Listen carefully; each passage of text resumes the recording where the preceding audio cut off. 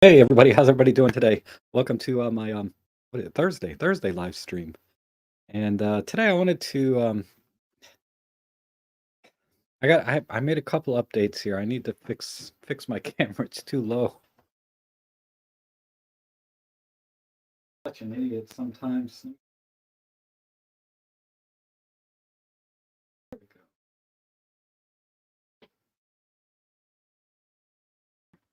All right.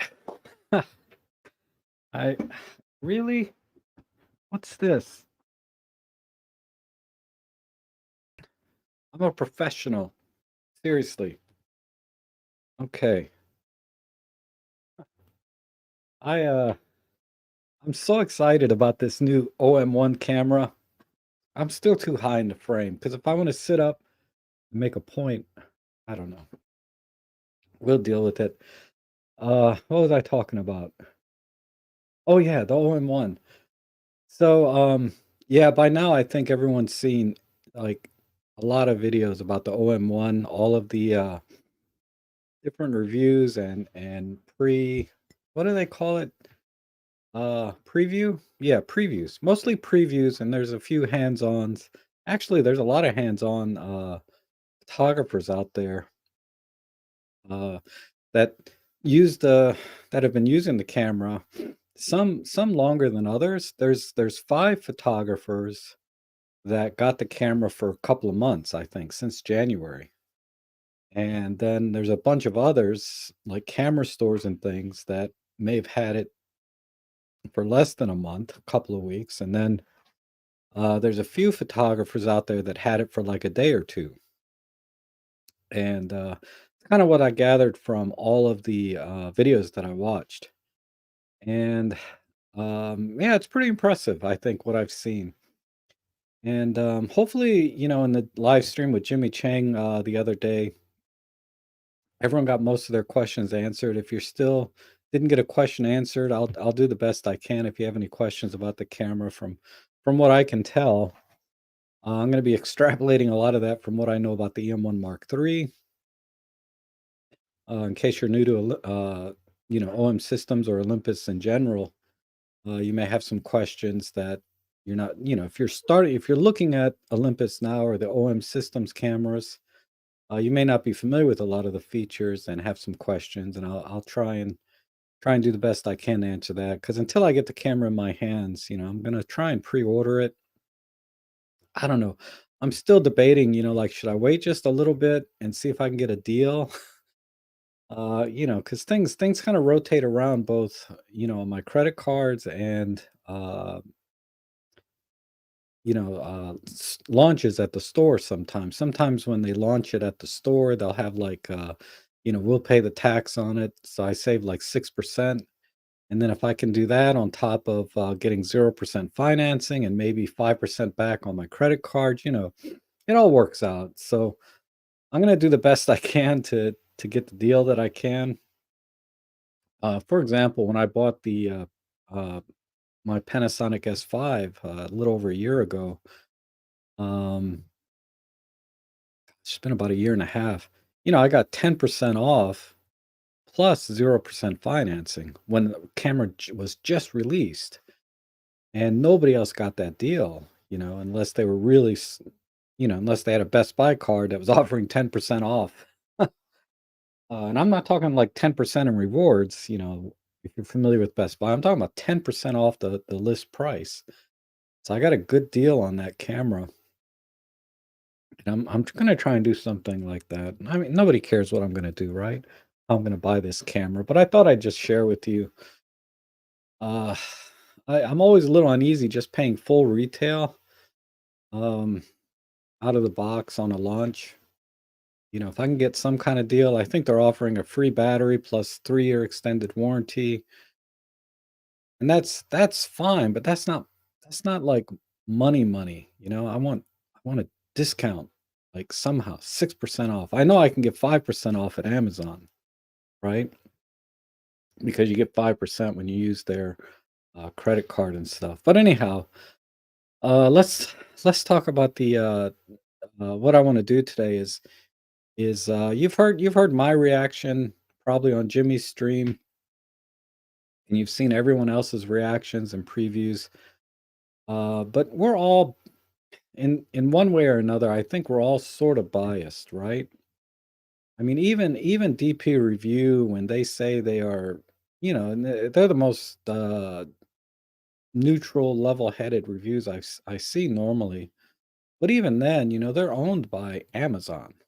So it's it's even if it's not at a conscious level or at a systemic level where they are have marching orders, right? I think subconsciously sometimes reviews are biased, right? And that said, I'm biased because I'm a fanboy. I've loved Olympus since I picked one up in I think 2016. And I love the system and everything that it offers, the image quality, uh, the ergonomics, the features in it, and the um, sort of their philosophy, I guess.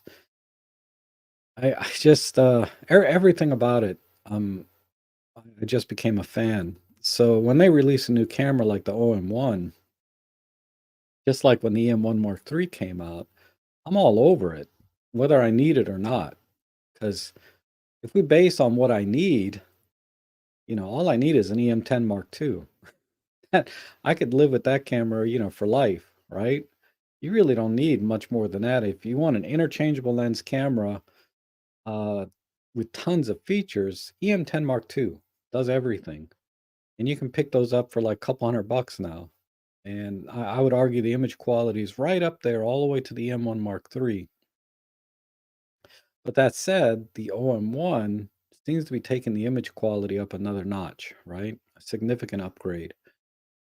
But I did notice one downgrade in the OM1 that um, no one's mentioned. There is a slight downgrade in one particular feature, and I'll leave it up to you guys in the chat section to try and guess it. Uh, I don't have any prize or anything if you guess what it is, other than a thumbs up. You got it, but I'm curious to see if anyone noticed what the downgrade is in the camera. I don't think it's significant, but there is a downgrade from the M1 Mark III to the OM1. The other thing I wanted to do today is like I said, everyone's seen everyone's reactions and stuff, but I want to get your reaction to the camera, and I'm gonna try and follow the chat section to see what your reaction, what your thoughts are on this system. So please type them in because hopefully, uh, the powers that be will be watching this as well and getting feedback, whether it's going for their next camera or for in a firmware update, maybe.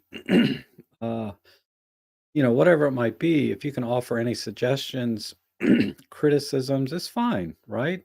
If you're not a fanboy like me, it's okay to criticize. I don't, it won't hurt my feelings. I think it's good to kind of get it all out there for everyone to see, good and bad, about this camera. And it's hard for me to criticize it yet until I get one in my hands.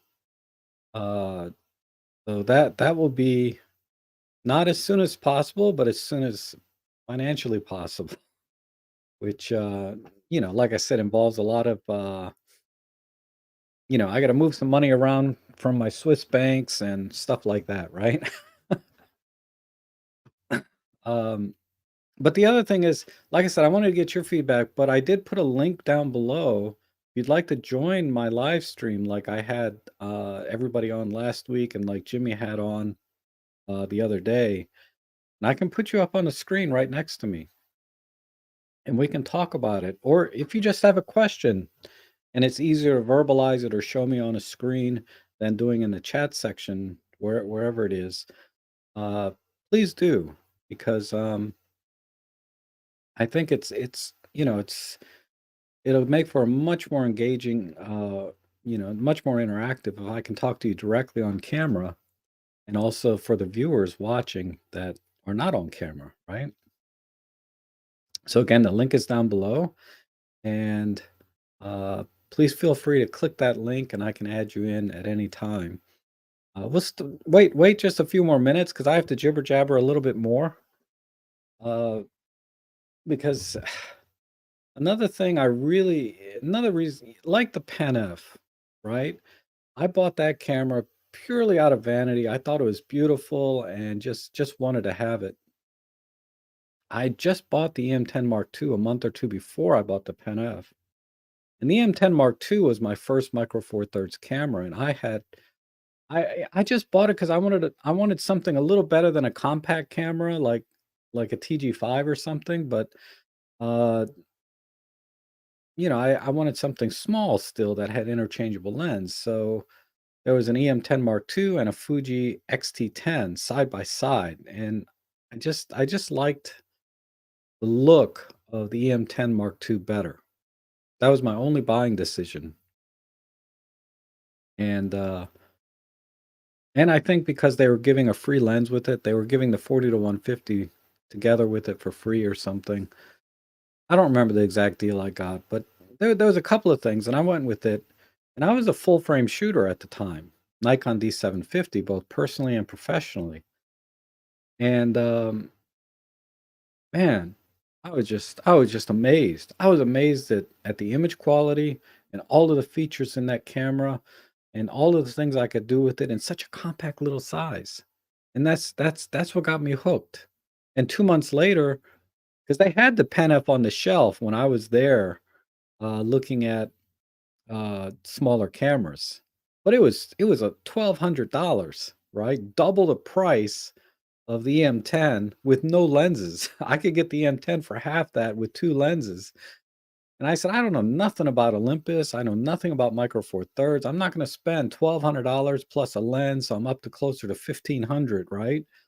I'm not gonna do it on a system I have no idea about when I just want a little beater camera to go hiking with." But 2 months later, I bought the Pen F because any any hesitation I had about the system completely evaporated after using the M10 Mark II. And getting the Pen F and feeling the build quality on that thing and all of the features, additional features it had over the EM10, right? The little color wheel, all the little fancy pants stuff that most reviewers don't care about, but I loved it. And on and on and on. And now the OM1 is going to be in my hands at some time in the near future. And the OM1 to me is beautiful camera. The M1 Mark III is fine, right? It's to me, this is a very normal camera. It has a little bit of throwback to the original Olympus cameras with the power switch and stuff, but this is basically a DSLR style. Uh, and they did a great job on the ergonomics. This is the most comfortable camera I've ever held in my hands. But it's not beautiful like the Pen F in my eyes, right? But the Pen F, but the OM1, I don't know what it is. I think it might be the way the hump is on the prism here, and not the prism, but the EVF. It's that, and the grip is a little bit chunkier here. Somehow, that camera is beautiful to me. I look at it and I'm like, what a gorgeous camera. This is a nice camera, but that thing somehow it just takes it up a notch in terms of aesthetics to me. And it looks like ergonomically it's going to be much nicer. Not much nicer, but improved, right? In particular, the improvements that I like is that they separated the front dial and moved it down below separate from the shutter button. Because I can't tell you how many times I've accidentally hit the shutter button while trying to adjust the aperture. Um, Not a big deal, but still a little annoying sometimes, right? And and then the AF button, a dedicated AF on button in the back, which I don't use much because I don't do a lot of sports action type stuff, but that's significant. So Ergonomically, those are the things, but I don't know why that camera just looks amazing to me. Maybe because I'm only seeing the, beauty shots of the camera online, right? But, that to me was really nice. Oh, yeah. Let me catch up on the chat, see who's come in. There's a lot of messages here. I see Marcia and Palumbo and Plato and Caitlin. Oh, man, it's awesome to see everybody. Christine, and, I see Maddie's in. Hi, Maddie. I'll get to you in just a second. Let me catch up with the, let's see, we have Randy, John Yutze, Seraphin, and, Peter. And Peter says the OM-1 is not an upgrade for me. I'm not into video and expected 24 megapixels. Well, let me when I get the camera in my hands, I'll do some pixel peeping and see if there is a significant improvement in sharpness because supposedly there is improvement in sharpness. So that would effectively be because from 20 to 24 megapixels, I, like when I went from 16 to 20 megapixels, I didn't really notice much difference. It's a tiny bit. Okay.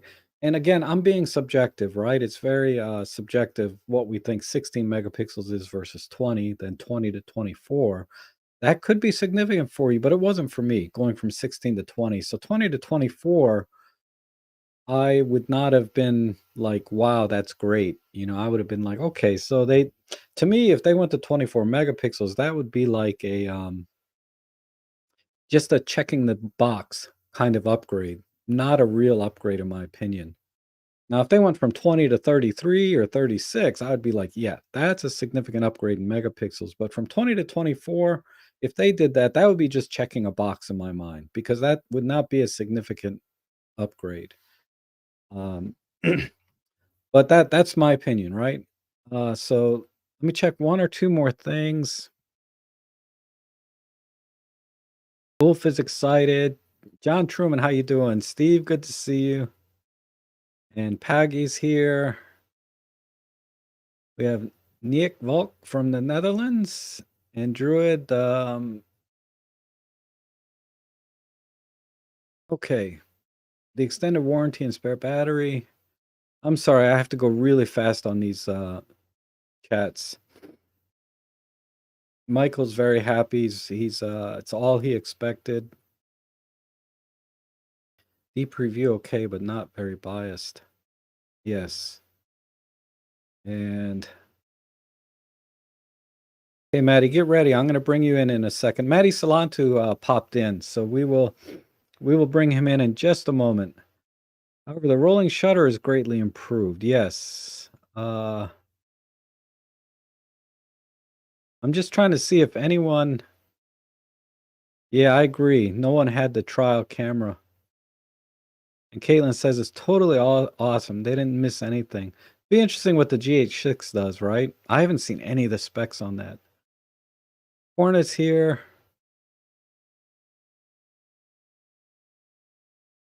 And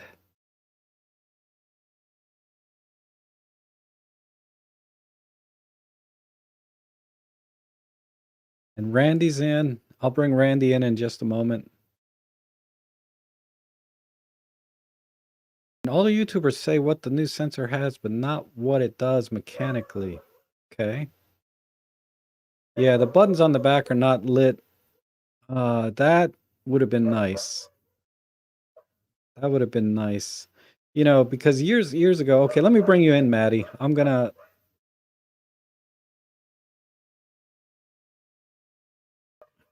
Okay, Maddie, you ready? Let's see. Hold on, my dog is yapping. Uh, let me, because I don't know if you guys can hear her, but she's.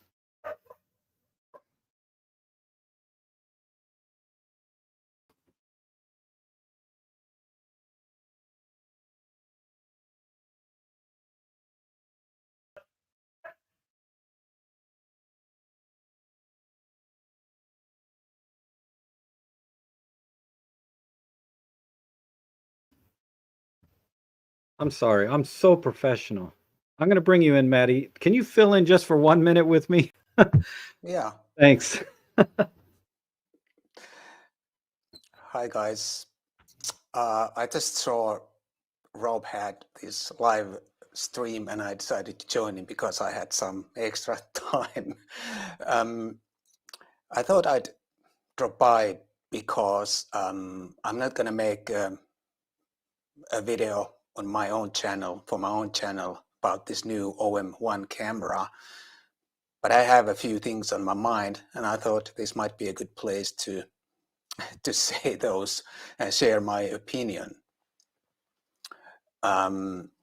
First of all, I don't want to judge too much based on just the specifications, because the user experience is very important too, and it's hard to say anything about that until you actually try the camera. And I hope I can try it at some point, but I'm not sure yet.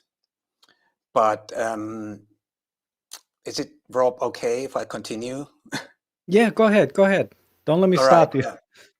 All right. I'm gonna. Well, but anyway, here's what I think about the new camera. I think, first of all, Robin Wong, who's a very good friend of mine, and you probably all know him and his channel, he said really well on his channel in his video that it's a very nice camera, but it doesn't have anything really fundamentally uh, new or revolutionary features. It's a logical continuation to Olympus cameras. But what I'm really little bit worried, or what I'm thinking here, is that because Olympus cameras were really good already, but still Olympus decided to um, pull out because they weren't selling enough. So I'm a little worried if this camera is, it's a great camera, like Olympus cameras were, but they were still not selling enough. So I'm a little worried if this is going to, is it good enough? And then my other question is, what about because this is the flagship model, what about the next models, the more affordable, maybe so-called consumer models? What about those? Um, what features are they going to bring into those cameras? Because Olympus more affordable models like M10 and M5, they were really good cameras and they had really excellent specifications already. So, and they can't bring everything from the flagship model because then the flagship model becomes redundant. So I'm thinking here, what are they going to do with those more affordable models? And I think those more affordable models are the ones that most, like normal photographers, normal shooters are waiting for, because this flagship model is probably a little bit, maybe a little bit too expensive for many. And I think most are waiting for something in the, 1,000, $1,500 euro range.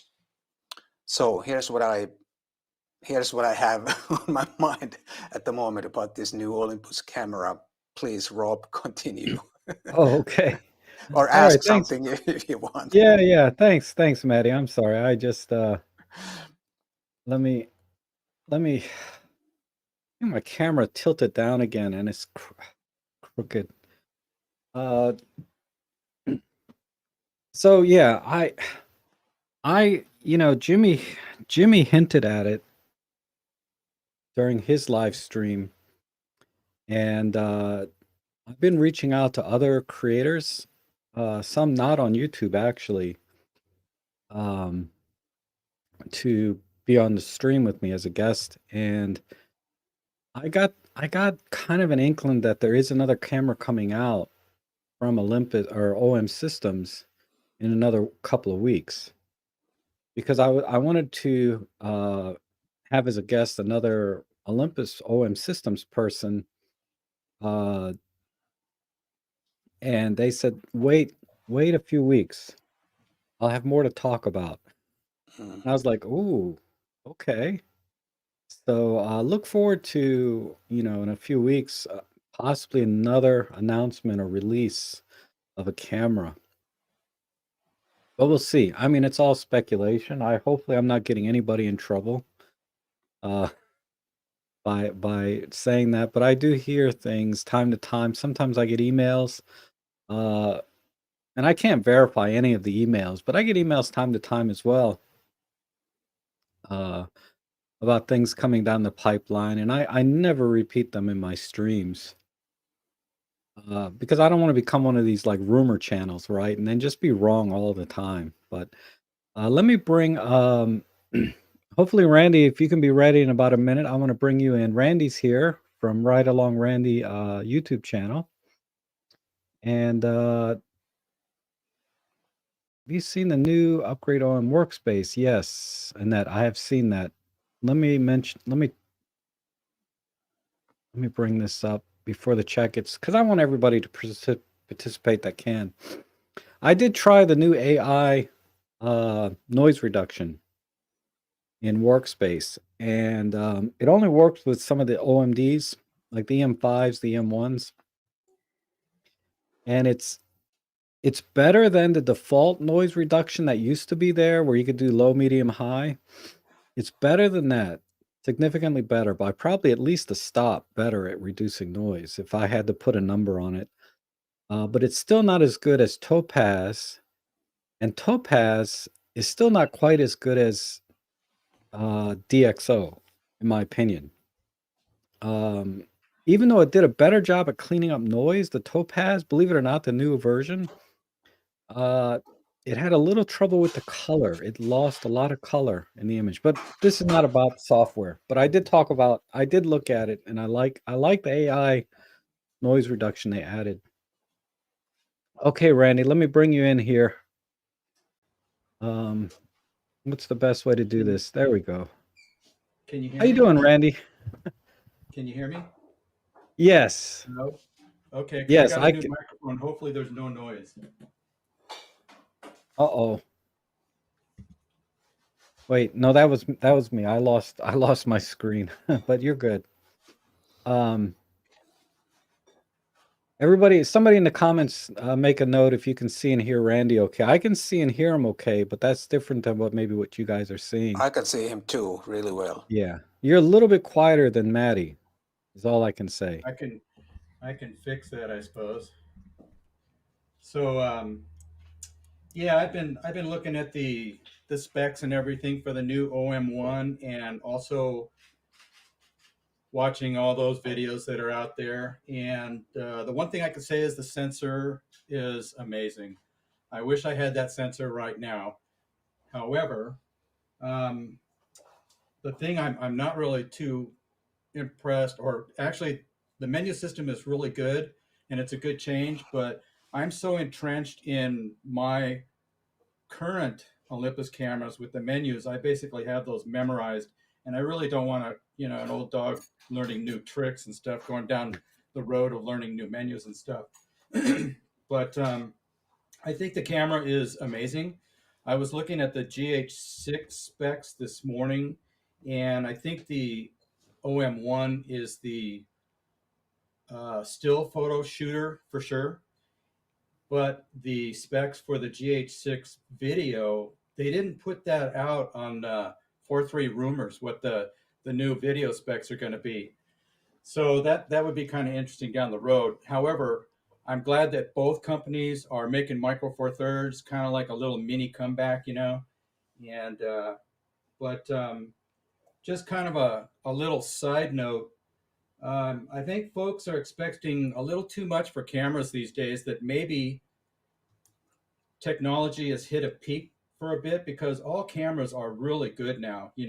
I shoot with a lot of different cameras, and for what I do, basically the image quality is the same through all of them. I got your D750, which by the way has gone back to the factory. I'm getting a free shutter, which is kind of cool. And I shoot now with a D500, which is like a machine gun for wildlife. And I'm also, I'm entrenched with my EM1Xs. I love those. But going back in time, here's the E500. This is 8 megapixels. I shoot this now. It's got a beautiful Kodak CCD sensor. That's really nice. And then I also have the Olympus E5. I've had this for about 100 years now. That's 12 megapixels. And then I just received from Japan the ep.1. And poor David Crooks, I said I was going to send it to him, but I got it in my grubby little hands. And this is such a cool little camera. It feels so nice. And I got the 14 to 42 EZ coming. So this is going to be when I walk out the door, this is going with me because it's a 12 megapixel, which takes beautiful pictures. Um, then my EM5 Mark II. This is my YouTube video camera. That's what I use for that. The Mark II or the Mark III? The Mark III, because it has the Okay. same 20 megapixel sensor as the EM1X. Right, So right. in my little P brain, my processing is exactly the same, you know. Um, so also wanted to thank Annette for her comment about the workspace. I'm going to go check out the AI noise reduction on that. Definitely. Yeah, But I it think, it it works. It works just a little better than the standard, because the standard noise reduction takes out color noise and then mushes the details. The AI tries to keep more of the details. Uh, but I might do a video on it. We'll see. It's reducing noise to me is just kind of academic. It it's nice, but it's not critical. Anyway, man, yeah, at that what was that, a PL1 or something? Yeah, that's beautiful. I love that silver body. I think they have a used one at the it's a camera store. that's an That is EP1. gorgeous. This is The the E1, okay. very first Olympus Micro Four Thirds camera. Really cool. And I put it on my 300 F4 Pro, and it works perfectly. But Yeah. so I use Topaz Denoise and Sharpen AI, Mm-hmm. and I just put a bunch of bird shots on Flickr where I shot with the D500 and the EM1X. The D500 I had the 200 to 500 f5.6 monster lens, and then on the EM1X I had the 300 Pro. And when I got them home, the image quality was basically the same, and the hit rate was basically the same between the two. Mm-hmm. Now, the reason why I went with the D500 also is I shoot in a lower light situation up in the mountains when I'm shooting critters and stuff. So that's where the Olympus 300 F4 kind of struggles a bit. Mm-hmm. So now, they're all just tools. Now, And so let me each let me stop you one, there. When you say that the 300 F4 struggles a bit, is it struggling with locking focus, or are you saying that the noise is more than the D500? it's more about the noise in Okay. darker situations. Lock on wise, that thing will lock on a candle at midnight at a mile away. Okay. It's really really good. Yeah, because But it's there's it's just a the lot of things. yeah, Because it's what it's mostly I have to crank up the ISO so much on the Olympus in the early mornings and late evenings. Whereas the D500 actually does it a little better. Of course, the D750 is even better than the D500. However, it only has like about a 9-shot buffer, which fills up Yeah. almost instantly. So the D750 has its place too. Yeah. Well, it's one of those cameras that was very well rounded at the time, but wasn't a master of anything, right? Right, Um, but mating the 40 to 150 f2.8 on the Olympus is an amazing early morning setup. It just doesn't have the reach. yeah, yeah. So what are your thoughts about, I mean, I know you've kind of talked about the OM1, but is it going to be on your short list of your next cameras? Is there anything particular that you think it'll do that you can't do now? Well, I like the better noise figures on it. However, it's not in my future. I think Mhm. let's see. Recently, I stopped drinking alcohol, so I put $13 a day into the savings bank, and that's going to my 50 or 150 to 400 lens someday. You know, I'm into glass. Yeah. I have a Nikon 300 f4D that's coming today, and I got that because I also Ooh. want to shoot that on my Nikon f4. But I think these days it's all about glass for me. The cameras for what I do, you know, you see my YouTube stuff, you see my Flickr stuff. Um, I could use an 8 megapixel camera for all that stuff. So the new OM1 is really not in my future. Okay. So none of But the I got faster or the better autofocus is not important, right? Or is not going to make a difference for you because you're getting good enough well, now.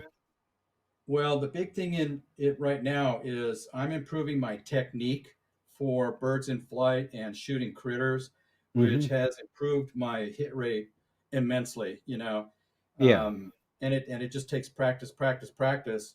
And I think the new camera, although the autofocus seems amazing in what it can do, I don't think it would make that big a difference in my hit rate for what I'm doing.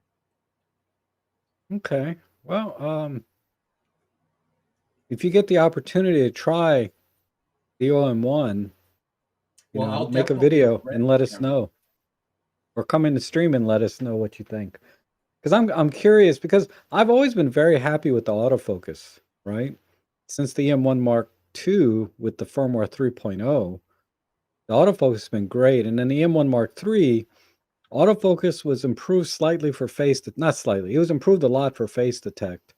But everything else, it was kind of the same. The tracking and the single point and the continuous was about the same, except for the face detect. They did make a marked improvement there. But other than that, and I think that was the problem was a lot of people didn't upgrade from the M1 Mark II to the M1 Mark III because it's the same image quality.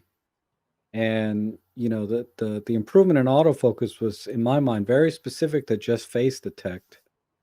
And if you wanted handheld high res shot mode, maybe it had a few extra tricks up its sleeve, but nothing that you couldn't do with an EM1 Mark II with a tripod, right? And an ND filter. Uh, but I'm excited about the autofocus and the EVF being a much higher res and OLED. I really like the OLED EVF in my Pen Fs and EM5 Mark III. It just makes for a better user experience, but it's not a buying decision for me, right? Having the OLED EVF. I'm not upgrading to that camera because of that. If I was buying a camera for the first time, I think the OLED EVF is a big deal because it really does contribute to your user experience.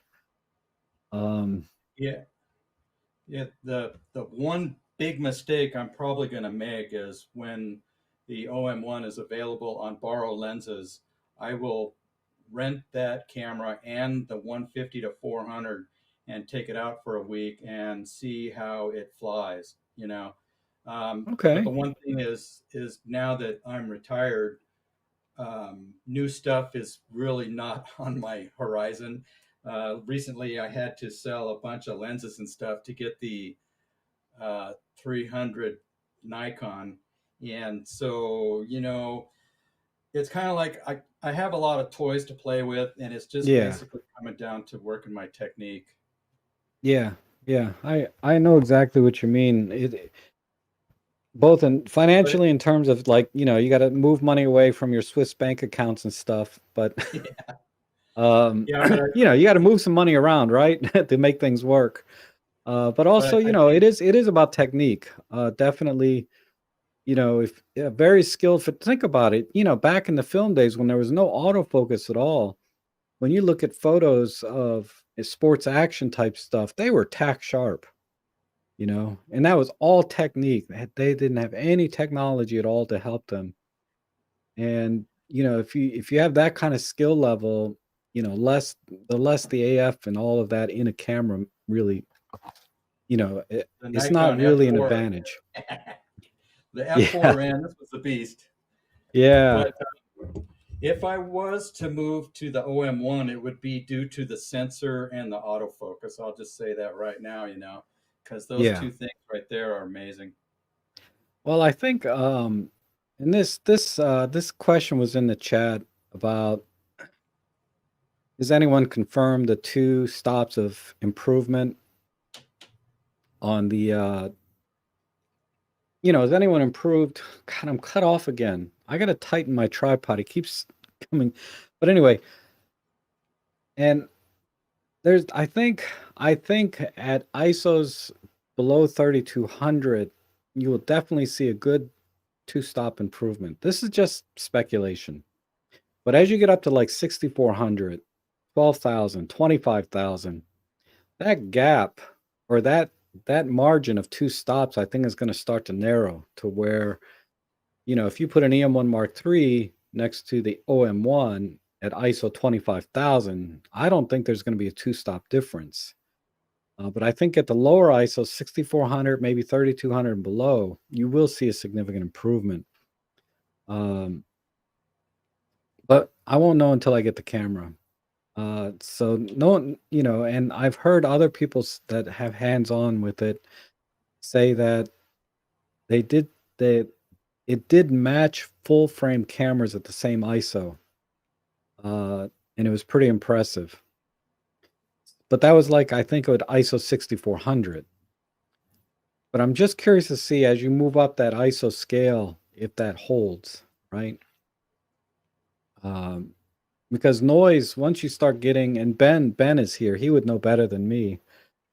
Once you start cranking the ISO up, uh, other types of noise creep into the system that are not related to the sensor collecting photons, right? Or collecting light. It's more about the internals of the camera and the electronics.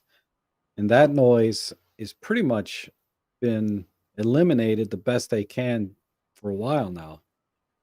Um, but anyhow, let me see if I can catch another question here. Well, just one more quick note. I was out with the D500 yesterday, and it shoots at an amazing 1.6 million ISO. And so I was shooting at 1.6 million f22 ND32 filter, and I came up with some pretty interesting old-looking sepia pictures. Which camera is this? The E? I'm kind of What losing what you, Rob. what camera are you talking about? You're breaking up, or I'm breaking Oh, up. sorry. Let me answer Marsha's question. Can I use the Olympus workspace without? Yeah, if you just need a serial number from an Olympus camera to download it and use it. If you already have it, you don't need to. If you already have it and using workspace, you don't need to buy an OM1. So, but the AI feature is camera specific though. Yeah, I'm starting to lose you, Rob. So I think you can go ahead and drop me out. Um, Okay. I should have put on a sport coat because I saw it was like, oh, wait a minute. Rob, Yes, Maddie. Okay. can I say Is that something? better? Yeah, I go got, ahead. I have to go soon, so I thought Okay. I'll just say something before I leave. Yeah, please. First of all, I think I agree with Randy that all cameras are so good, and I think that's one of the problems that all the manufacturers have. That even if you have a 5-7 year old camera, you may not see any reason to update or upgrade your camera because your current camera is good enough. Either it's just a casual photo walking type of shooter. So that's definitely one of the problems. I mean, if I'm thinking about me when I go out and take pictures for myself, always single shoot mode, and even the slowest autofocus is good enough for that kind of stuff that I shoot most of the time for myself. So I don't need any of the really super fast shooting modes or super fast autofocuses that recognize, you know, everything like from ant to a bird and car and train and whatever. I don't Right. need any of those. And I bet there are many photographers like me who don't need any of that stuff. I'm not saying it's like those are useless features, but I think there are quite a few who never need any of that. Where did There's a question down there for you, Maddie. uh, will you be a review?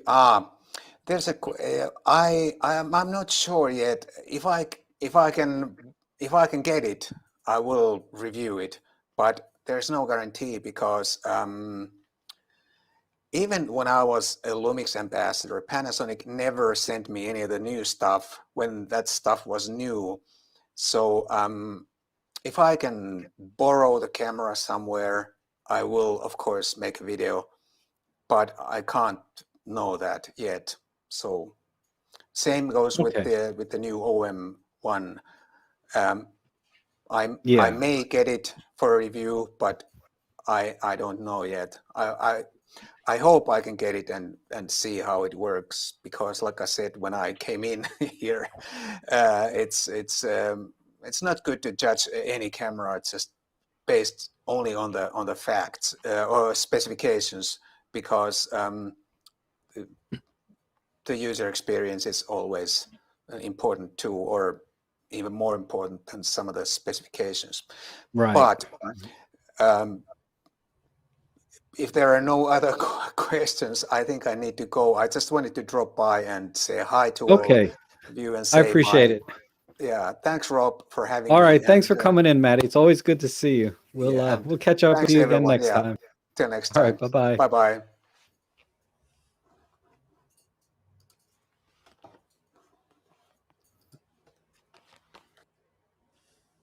Oh, So Peter Rob, dropped in. Hey, Peter. I'm going to drop out and watch you kind of in a normal fashion, so I don't have to stare at a Okay. camera, you know, because the All right. FBI is behind me. Yeah. All right, Randy. Thanks for coming in, hearing your thoughts on the new camera. Um, all right. So, um, you know, basically, you know, this is the kind of reaction and feedback I like to hear is, you know, more common sense, right? Is a lot has to do with camera technique and your skill set as a photographer more than the gear itself, right? And you're going to be able to get away with using just about any modern digital camera and accomplish what the OM1 can do, right? In terms of your overall images. And not everybody needs, you know, 120 frames per second or, you know, super hard autofocus, things like that. But and I was watching I watched a video this morning from that Micro Four Thirds guy, right? That channel, or his channel, I should say. And he had the same he had the same kind of reaction, was like, it's a great camera, but I'm not shooting professionally anymore. So I probably won't buy it until I can get it used or something, right? And for me, I'm gonna get it because I can. Hopefully I can. And I'm a big fanboy and I love all of the new features. And I think it's a gorgeous camera. You know, but what I'm gonna use it for exactly, for my professional work, I don't need fast autofocus. I'm on a tripod, right, doing commercial real estate. And it's not, you know, and I shoot at base ISO all the time. I mean, 99.9% of the time I'm at base ISO in my professional work. So it's not going to really add any value. None of the features that it's introducing are really going to help me in my professional work for what I do, which is just commercial real estate, you know, office spaces, residential properties sometimes. But when I do take it out time to time for some photo walks and things, I'm definitely going to really enjoy the new features and test them out and see if maybe I will maybe get into wildlife, you know? Because right now I'm not that into it. But if the camera makes that very easy for me to do, then I'll do it. you know? I don't know, it just when you want something so bad, you just justify it, any way you can, right? Um, but one thing I'm gonna do this time, and let me talk about a couple of changes I made in my studio. Right now, I swapped over. I had my EM1 Mark II as my main webcam for the streams, but I'm now using the EM10 Mark II with the same lens, 25 millimeter f1.8. So right now you're watching me on an EM10 Mark II, and it works just as well as the EM1 Mark II did for this kind of setup. And I took it off because the mistake I made when I bought the EM1 Mark III is I didn't trade in my EM1 Mark II. So this time I'm going to trade in probably both my EM1 Mark III and my EM1 Mark II to get the OM1. Because I just don't need three, OMD cameras. I just need one, right? And then the reason I still have the pen or the EM10 Mark II is because it's pretty much been destroyed other than still working, but the battery door's busted on it. It's got dents. Sometimes the mode dial doesn't turn. I mean, it functions if you don't touch it. Like you get it working and it works, but then I can't really touch it after that. Um, anyhow, I did mention I see Marco's here, but I don't see any video for you, Marco. So I'll bring you in just a minute when you're ready. Um, yeah, I'm a bit out of focus. The autofocus is not as good as the M1. That's definitely an issue. But not enough for me to. I don't know. I might not trade the M1 Mark II. I think I'm only going to get $300 for it on trade.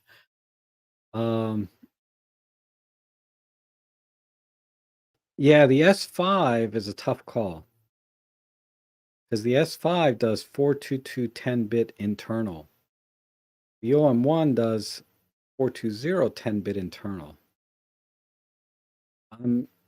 I still got mixed feelings about that. If I trade in my S5, what I might do is just get the EM1, the OM1, and do some side-by-side comparisons with my S5 for video and see if I still need to keep the S5 or not. So I won't know until I get the OM1 in my hands. Then I can sell the S5. If the OM1 can compete in terms of the noise performance, especially in the shadow areas and pulling highlights and shadows. If it can do that, because the S5 just kills the M1 Mark III for pulling highlights and shadows and keeping the noise levels low. Uh, and that it has taken my video game up a notch in terms of my paid work. But the only thing I use it for is the occasional paid job. I bought that thing. I had like 5 video jobs in a row. And as soon as I bought that S5, it was like a year before I got another video job. I was so up. It still upset me. Now I've had a few video jobs since then, but not enough that it hasn't really paid for itself yet, right? Uh, and it is a pain to bring 2 cameras whenever I have to do a job, a video camera and a photo camera. Um, but yeah, Stanislav, I will compare the OM1 and the S5 because I'm not going to trade the S5 immediately. I will trade my EM1 Mark III immediately, but not the S5. The M1 Mark II, if they give me enough for it, I mean, if I can get at least 300 for it on trade, maybe. I don't know. Maybe I'll put it up for sale to you guys at some retail price, like $500. I don't know. If anybody wants my EM1 Mark II, let me know. I'll sell it to you $500. But I don't know what the current market price is. Maybe that's too much. Um, and I can sell the M1 Mark III to any of my viewers if you want it. I'll get a couple $100 more for it than I will at the camera store, right, on trade. Uh, yeah, you've heard a lot of people trading in the the 1X for the OM1. I don't know, Peter, if you're still here, you can join in. I put the link down below in the description. And anyone else, any of my viewers, if you'd like to join in live, I'd like to hear your thoughts on the OM1. But let me oh, hey Marco, I can see you now. Give me 1 second. I want to put this question out again. I did see one thing on the OM1 that is a downgrade from the EM1 Mark III. One thing, and I haven't heard anybody else mention it. If anybody can let me know in the chat, but I will bring in Marco here. Marco, he has a YouTube channel here called Hot Hardware. So if you want to learn about computers and cell phones and things like that, he's more of a techie type channel than a camera channel. So, okay, hey Marco, how's it going, going? Rob? Good. Can you hear me okay? Oh yeah, perfect. I was hoping to get in before Maddie left, but I had to get cleaned up and get semi-camera ready. Right. One thing I wanted to challenge him on a little, not challenge him, just have a discussion on. He had mentioned Olympus not selling enough and getting out of the business, but Olympus, it was a lot more than that. They had tons of debt from the Vietnamese factory and accounting scandals, and in Japan, it's not easy to do reductions in workforce, things like that. Sometimes it's easier under Japanese law to sell a company. And under JIP, they now don't have any of that debt. So they gained all of the R&D and all the expertise without the debt that Olympus had for the imaging division. So if the OM1 is successful, it could actually mean really good things for JIP. I'm speculating, who knows, it may not, but Olympus sells really well in Japan. And I think they're still number 3 in mirrorless in Japan. So there's potential for good things here if the OM1 is popular. Yeah, I hope so, because I want OM systems to succeed, because I think they're going to make fabulous cameras if they carry on the tradition that Olympus did for the last, I don't know, 100 years or 50 years, however long it's been. It's so underrated, I think, in the consumer market here in the US, how good these cameras are. And because all you hear is this constant jibber jabber about full frame. And for years, people were shooting APS-C, and they always would say, you need to upgrade to full frame. So this idea that full frame is an upgrade to any other system, I think, has been engraved and is really, I think, is just misleading, right? So Full I'm frame. totally with you. Yeah, I'm not a professional. I do use the cameras for technically professional work, doing product shots, etc., for my articles. But I was one of those. I've been an Olympus fanboy forever since, I think I had a C 2020 was one of the first ones. But when they announced the sale to JIP, I was one of the nervous Nellies that panicked and was like, oh no, I have to jump ship and switch systems. So I spent time at Adorama, spent time at B&H because I'm a short drive from New York City. And with the features that I use in the camera, right, I don't have great technique, so the IBIS is fantastic. I like the inbuilt focus stacking. I like the live comp. Tons of little features that when I went to go try all the other systems, one, ergonomically, I don't care what anybody says, nothing feels as good in the hand as an EM1 Mark III or an EM1X. And all of those little features that I was going to lose, I was like, you know what? Stick around. Nothing is going to do what you want it to do in this form factor. And now I'm glad I stuck around, because except for the resolution of the sensor, 20 megapixels is fine. I wish that it did get a bump, but all the other specs look phenomenal to me. Yeah. And I don't know. I mean, when you're thinking about high res, because we have high res shot mode, which is 50 or 80 megapixels, depending on how you shoot. It does have high res for static situations, right? And I've seen people do high res with portraits, even Joe Edelman, to name one. But how much of a bump in megapixels would have been enough for you? Like 24, 35? It's the tech nerd in me.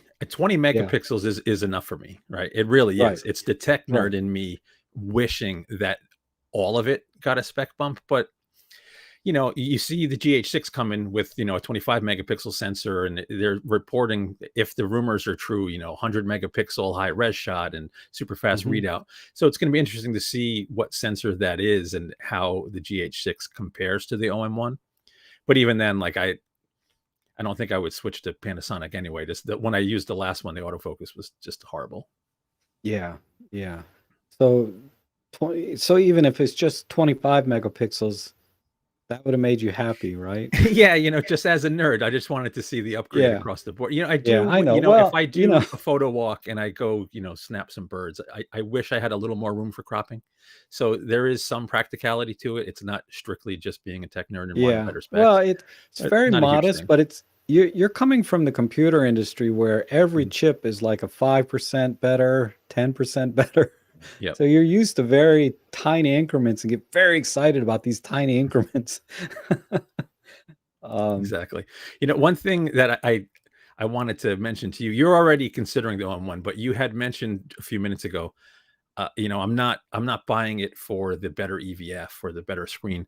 And coming from my industry, exactly what you're saying. Lots of the actual hardware upgrades, there are these really minor incremental upgrades. You get a little bit faster processor, a little bit faster storage, a little faster GPU. But the input devices, your screen, your mouse, your keyboard, your desk, your chair, all of that stuff has like a much larger impact on your experience. And it Yes. seems that they kind of took that philosophy. The grip is slightly redesigned. You have a much better EVF. You have a better screen. All of that little stuff is kind of why I stuck with my Olympus gear. The experience in the hand was just better. And the Yeah. the technical stuff that I maybe would have gained switching, it really wasn't enough for my use case. And the OM1 sort of does the same thing. You have all these little incremental upgrades that should, I haven't held it yet, obviously, improve the user experience. So if you get all of those great ergonomics with all of these user experience benefits, plus some technical upgrades, I would think that Olympus fans, like almost everybody, would be happy with that. Yeah. And well, I see the EVF and the screen and stuff improvements are going to have a bigger impact on people new to OM systems, maybe. Mhm. Uh, Fanboys like me, we're like, yeah, this is great to have, but I would buy the camera even if it was just like I bought the EM Mark III versus the EM Mark II. There's very incremental upgrades, right? Yeah. But I bought it. But I think it's a beautiful camera, and the ergonomics look much improved. Like I said, my biggest problem with the ergonomics on this really is still this dial right on the shutter button. Mhm. And the fact that they moved that down, man, that's like I said, you'll justify anything when you want it, right? But Oh, that alone is you going don't to have to make tell me, me. I had no need to upgrade, but I did anyway. yeah. Um, I guess um, when you looked at, I don't know, I know you're really into uh, like computers and electronics. I'm sure you have some ideas about how these things are manufactured. So Mhm. I don't know what Ellie is losing her mind about. But the way I understand is they make the chips from the silicon wafers, right? And CMOS sensors, and whether it's a CMOS sensor or they're making what do they have now? Pentium chips and AMD chips. I think they're using very similar, if not the same wafers. I Um, mean, the lithography is very different. That I'm sure. yeah, I'm not sure what process node they're using, but I'm sure it's not as advanced as the latest processors. But it would just be, a larger lithography silicon wafer that things are getting sliced from. right, right. And you know, one of the um, one of the things people forget, and I think, is that the cost of the sensor. Let's say a wafer is like $5,000. I don't know what they Mhm. cost, but I would imagine a good one is like $5,000, It's if a not lot more. more. Yeah. Huh? It's a lot more What do than you, that. is it really? Because it's not What's it's not just the wafer, right? I mean, so this is an Olympus, but if you're designing a chip and something that is going to get manufactured on the on this process, you have to have the mask sets where those are millions of dollars to do a complex mask set to actually do the lithography onto the silicon wafer. And then Mhm. over and above the wafer, you also have the packaging. Like you don't just use that slice of wafer. That has to get attached and bonded to many other things. So Right. the cost across the board is very high. That's why you see lots of devices where power is and size is not of the utmost importance, using much older process tech. And the leading edge stuff, like a chip in a notebook, uses the really expensive bleeding edge processes that are much more expensive. Yeah, and I hear that, gosh, they're down to 3, 4 nanometers now in some stuff. Four Uh, is in mass production, two is in the works. Yeah. yeah, that's just blows my mind. But where I was going was that, full frame sensor versus how many sensors can you fit onto a single wafer, full frame versus micro four thirds, right? Four times And the amount. Yeah. yeah, well, actually, I heard it was closer to like 10 times as many. You can cut out 10 times as many four-thirds sensors as you can full frame. I don't know if you could cut out 10 times as many, but you would have increased yield because there's if you have a 4 times larger sensor and there's one defect in that area, that whole Right. sensor is gone, whereas now you have a much smaller area to cut. So the defect Exactly. density is probably lower with the smaller sensor, but I mean the physical size is 4x, so you should fit 4x on the same size wafer. Yeah, 4 times the area, right? Right. Yeah, so we're looking at, and there's a slight difference in aspect ratio, but uh, so in theory, all things being equal, a full frame sensor on a as far as a part goes will cost 4 times as much, All things being equal, yeah. assuming the looking at just the wafer cost. So that's why this argument that full frame cameras, because there's a lot of full frame cameras that cost less than this OM1, right? Mhm. And it's because there's compromises in other areas on that camera. But the That's sensor exactly. definitely costs more, I would Yeah, think. so like that was again going back to the earlier discussion with the Olympus stuff. It's the best weather sealing, period, right? It's the best Yeah, IBIS, period. It's the most advanced computational stuff in body, period. So like all of that stuff costs money. It's not just sensor size that determines camera cost. right, Would I right. like the OM1 to be cheaper? Yeah, I think everybody would. But Sure, that's sure. a bleeding edge piece of tech with, you look in the PC space, you have, I think, the earlier version of this notebook. I just reviewed the latest Zephyrus G14, right? Hmm. In some tests, it's not as fast as the old one, right? Because different configurations. Whereas the processor in the OM1 is 2.5 to 3 times faster than what's in the EM13. You don't get a 3x increase in compute performance for free. It just doesn't happen, and then Right. you add up all the other incremental upgrades, and plus the other thing that's kind of driving my industry crazy is GPUs are priced through the roof, right? All of the gamers are complaining that every GPU costs a fortune now, and MSRPs have increased. But what they're not considering is, with the pandemic and the worldwide chip shortages and other shortages in terms of, related materials, everything's more expensive, from the box to the metal to the silicon. Everything across the board is more expensive. So everything's going to get pricier in time, just for now until all this craziness settles. So, Yeah. you're going to pay. Yeah. Yeah. And I thought the launch price was fair. You know, it wasn't like killer price. Like, man, you got to get this because it's so cheap. But it was definitely fair. It wasn't overpriced by any means, in my opinion. At 21.99, I don't think it's overpriced. I think it was priced very fairly, considering everything that you Potentially. get. It's their flagship camera. And you compare that to any other flagship camera, it's 2, 3, 4 times the price, right? Yeah, I And mean, from a marketing standpoint, it would be nice to not have a 2 as the first digit. 1999 would have been way more well received. But Chip's got to make money too. This is the first big endeavor, and this could determine the future of the whole system. So Yeah. hopefully they make a few bucks. Yeah. Yeah. A couple of things I think would have been nice is if they included a charger. I mean, there's these little things that when people are reviewing the camera, they're going to say, "Oh, it doesn't come with a charger," right? In the review. Yep. And they're going to, it's like these little things. I mean, I know it's cutting costs for them to not include the charger, and they're like, "Fine." A lot of companies aren't including chargers anymore with their cameras, so now they're going to do it. And to me, that's like I guarantee the Olympus people were talking to the new, were like, "No, you got to include a charger." But then the bean counters came in and says, "No, no, let's take the charger out." I'm on the fence. On one hand, I totally agree with you. On the other hand, I never use my Olympus charger anymore because Really, what do you do?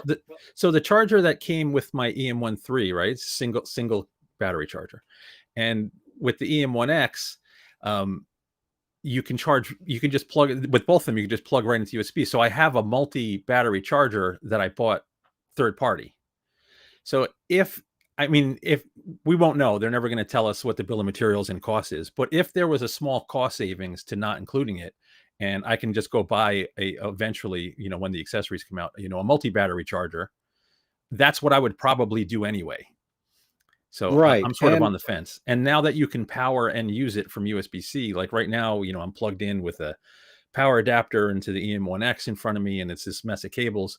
But if you can just have it on the tripod and use it while it's charging, because it'll charge while it's getting power delivery, and I can just unplug and be on my way, and it's fully charged. So the experience may actually be easier because you're never pulling a battery out if you have it set up properly.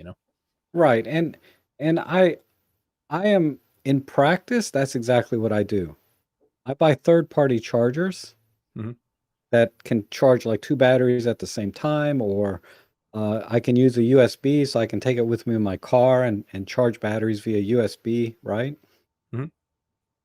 And I actually sell the OEM charger on eBay. Try and get 50 bucks for it, because there's people that want OEM only, right? They're not going to trust any third party. So I get a little money back, right? But I think in terms of, just perception and review, it's like if they had included the charger, I think that would have went a long way in terms of their image when people are reviewing things online and saying, "Oh, they look at this, they include a charger." You know what I mean? When a lot of people don't. It's totally a marketing thing, because the real world, I think many people are like us. You're going to buy the multi-charger, or you're just going to charge via USB-C anyway. It's not everybody that needs that charger, so they're taking a calculated risk. I'm assuming, they passed a little bit of the cost, savings to consumers to get the price down, but who knows? Yeah, but I feel like it was definitely a bean counter move, and I see Peter Forsgaard has come in. Oh, nice. All I'm seeing are lenses, though. But I'll leave. Oh yeah. I'll leave you there. How you doing, Peter? Fine. How are you? And how are you, Good. Marco? Good to see you here. I Thanks feel for like I'm with a coming in. couple celebrities here. I watch you guys all the time, and I'm hanging out with you now. Well, we're all content creators, we're all We're peers, just regular I think. guys doing the same stuff that you are, which is, happen to make videos. Good to see you. That's it. Good to see you. What do you think about the charger?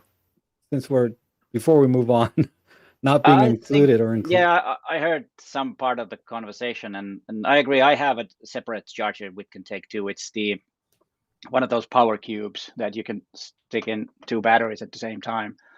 Yeah. When I travel, I only take the charger with me, the one that came with the camera. So the only problem is that what they advertised, they are making the double charger. It was quite a big price on it, and that might, upset some. But I don't know. Yeah, I don't mind. You don't mind it not?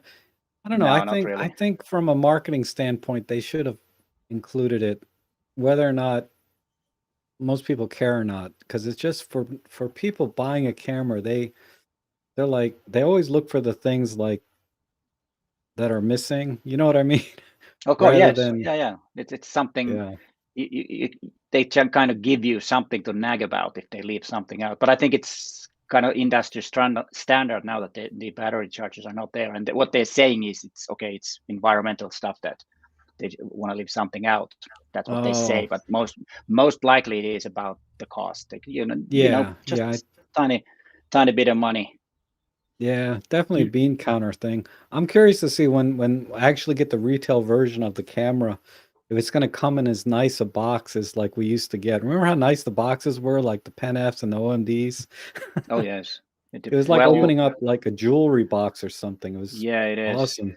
The Do the either of you lens. guys know if anybody's reported on how fast the battery charges in the camera? Because you have cell phones now with fast charging. You can No, get 80% charge in 20 minutes. no, I haven't heard anything. No. Okay. Yeah, I No. haven't heard. I mean, I would imagine, it's just if you use a PD charger in the USB-C, it'll probably be pretty quick, Mhm. right? Because that has to meet certain standards, right, or specs. Yeah. Yeah. But the Um, good thing is that you can use any charger now if it is powerful right, enough, which is good. Okay, you cannot use the camera at the same time, but I think it's an improvement anyways that you can use because we all have them for our cell right. If phones. you use a generic charger, it'll probably drop down to 500 milliamps.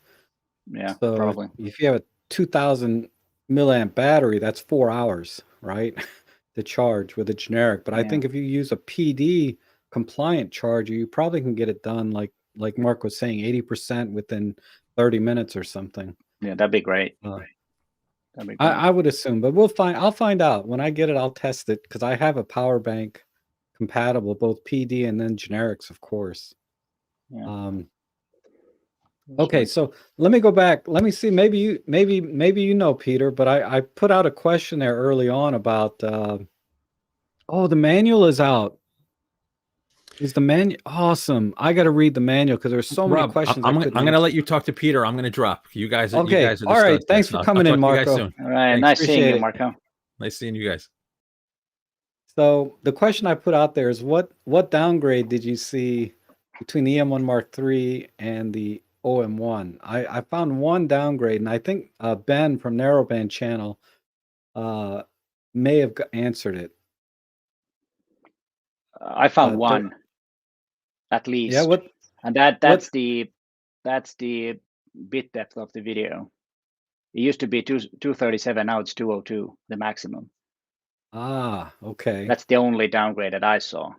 right. Nothing. And well, technically, since they're using H.265 with a higher compression, um, it may not be. It may end up being Yeah, still better quality. the quality might be about the same, but if we'll just look at the numbers, Yeah. then there is one Oh, but that's downgrade. interesting.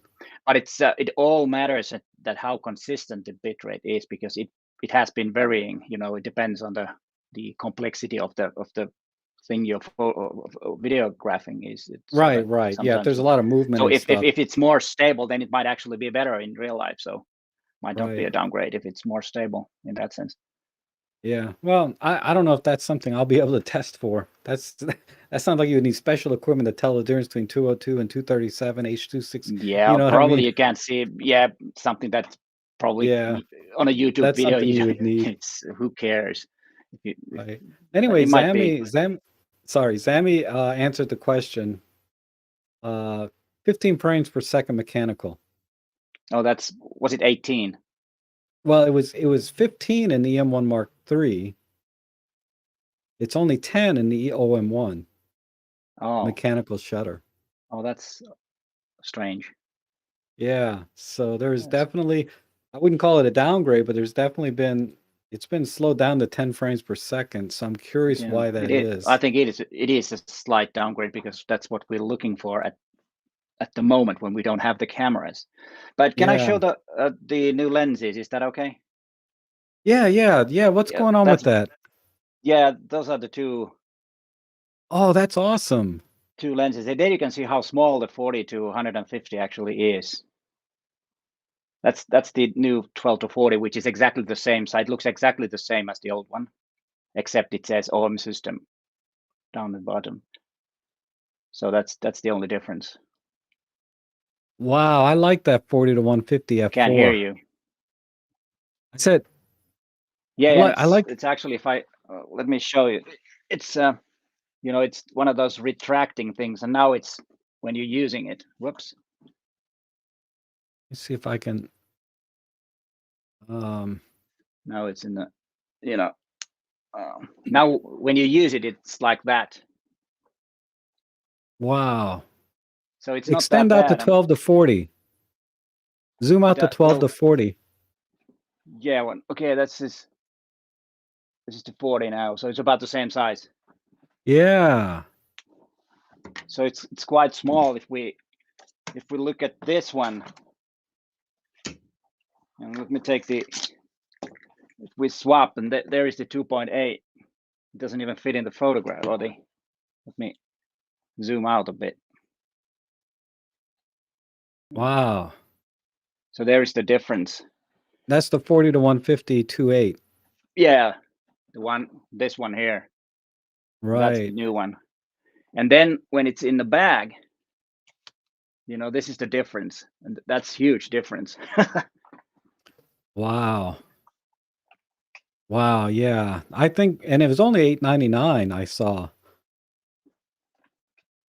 The price I saw was only $8.99. So that's definitely going to be on my short list of lenses.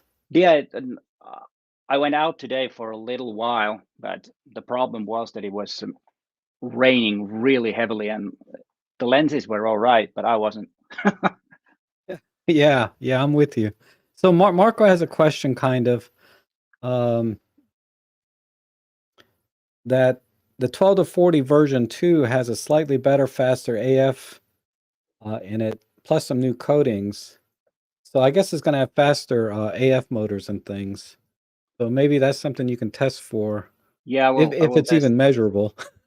Yeah, that's always when you don't have really measured just your everyday shooting, and if you don't see any difference, then there is no difference. But definitely the coating is better, because I was out and it was raining, and I tried to, of course, keep my, you know, so that it's like this, so that it wasn't taking water, but it was full of, you know, small water drops. And then when I did this, the water drops started to kind of like roll off from the lens. So definitely there is better coating, because that hasn't happened with the older model. Wow. And also Okay. when it dried, there is no markings, nothing left on the, Oh, interesting. no markings of the water. So it is, in that sense, it is better. Cannot say anything about the image quality or the AF speed, but the coating is actually working pretty well. Yeah, no, I think it might have something to do with the fluoride or something they put on it. The Yeah, fluoride. yeah, there is some fluoride in the, Yeah, in I the saw front some element video here. where they were using fluoride coatings way back in World War II and stuff. But anyway, let's not go there. I can't remember, but they haven't been using fluoride coatings, I don't think, in Olympus lenses up to this point, or do you know? They did with the 140 to, or 150 to 400 or whatever that white monster is. They have that. Right. That has it, but I don't think any other lenses has, and that's a good improvement. If you need to use it in rough conditions, then it's easier to clean the front element. That's definitely a good thing. I don't know how much better the image quality is. Like I said, I have no idea. Yeah. Well, it'll be interesting to see. Yeah, it is. That's why I wanted to have them, and I'll have them That's about awesome. a week. You got them. So they it is. what I'd like to see if you test is if you zoom all the way out to 150 millimeters at wide open, say f4, what the corner to corner sharpness is. Oh yes. Because that's a huge problem with my 14 to 150 is wide open. When I zoom out to 150, man, the corners just turn total mush. Yeah, it's the same with all the super zooms, that they might have a bit soft corners. When you stop down, and usually, like, I remember the 12 to 200 that I tested way back, it was all right until up 150, but then when it was 200, it started to lose some quality. Yeah. But other than that, it's fine. So Michael and another person says the 8 to 25 also has the fluorine coating. Okay. Yeah, it could be. And fluorine is one of the major elements of Teflon. PTFE. Okay, that makes sense. And do you think the video quality is comparable to the current GH5? That would be enough. There's no way to know. I would think it's even better in some ways. I can't say anything about that. But there's one person here, Michael Gutman is, I don't know if he is the one that is an engineer in OMDS. It's exactly, I think it's the same name. That'd be interesting if it's actually him. Michael Gutman is what? I'm not sure if that's the same guy who works for OMDS. Oh, okay. Maybe I mix the names, but I think there is a guy who's the. Yeah. Well, you should come in, Michael, if you're with OMDS. I got the link down below. Anybody can join in live if they want. And here's a question for you, Peter. Any thoughts on the f4 Pro zooms? I have the 12 to 45 f4 Pro, and as a landscape photographer, I don't miss the extra stop at all, as I almost always shoot in the mid apertures. So not really a specific question, but just your general thoughts. Yeah, that is an interesting question, because we always want fast glass. Everybody's saying that you need a fast glass, but actually most glass is better when you stop them down. You very seldom, want to use the fastest aperture. Of course, the pro lenses, the f1.2s, there you can, and most pro lenses anyways, but you tend to stop down anyway. So what do you need the 1.4 for? I think and the 12 to 45 is a great lens to carry around and go like handheld landscape shooting. It's so small, but it's a real high quality. Yeah. I mean, I have the 12 to 40 2.8, so just don't need a 12 to 45 f4. But I don't think like landscape photographers need fast glass. It's like the wedding photographers and venue photographers who have to work in the dark conditions and need some freezing action. But most likely, if you're a landscape photographer, you don't need to freeze the action that much. So stopping down is no problem, and longer shutter speeds with the IBIS and everything, it's no problem. Yeah. I really like. Yeah, when I do landscape, if I'm on a tripod, I'll definitely stop down. F8, F11. I won't go beyond F11 generally, but the 12 marks. Sorry. Yeah, it's usually we are too obsessed with bokeh and shallow depth of field, but in many cases you don't need it. It's if you look at the the classic photography from the ages of street photography, well, the golden age, they used f8, f11 because they wanted everything to be sharp. Shallow depth of field was not a thing. It's kind of a new thing, and that's why we like it. And of course, sometimes it's really nice to blur the background to hide something, but it's a lot easier to photograph because you don't have to worry about the background that much. But if you're stopping down, you need to start looking around and really making the composition so that there is no distraction things in the back. So it's actually a good practice to stop down and try to get interesting images with really deep depth of field. Yeah, I rarely do anything that I would want shallow depth of field. Even for some portrait stuff, I'm just using a backdrop anyway, Yes. So I guess some wedding photographers, they like that, and when they're doing outdoor events. Sometimes they need it because you just have to, they're so dark, and let's say like the after party and everything you're photographing there is really dark. You really need the fast glass, and then of course if you want to take portraits, you have all the other people around there. You might want some background blur to concentrate. On the main subject. So I noticed you're wearing blue today. Part of your challenge for this week's photography. Actually, I didn't. Yeah, it is blue. I didn't really. Just subconsciously, you put on a blue sweatshirt. It was on the top of the pile of my hoodies. So I see. That's why it's actually blue. But yeah, let me make a little plug for your 52 assignment challenge. Peter's has a challenge every week a different assignment for us to go out and photograph, and this week is the color blue. And I really encourage everyone to go out and participate in that if you can. Go to his Facebook page or his channel. He has a couple of videos on the 52 assignments. Um, I'm still finding it very, very challenging. Yeah, it is. It Uh, is. And you know, I mean, well, black it's and white was funny. You know, yeah, you would think that'd be a cakewalk for me, but I struggled.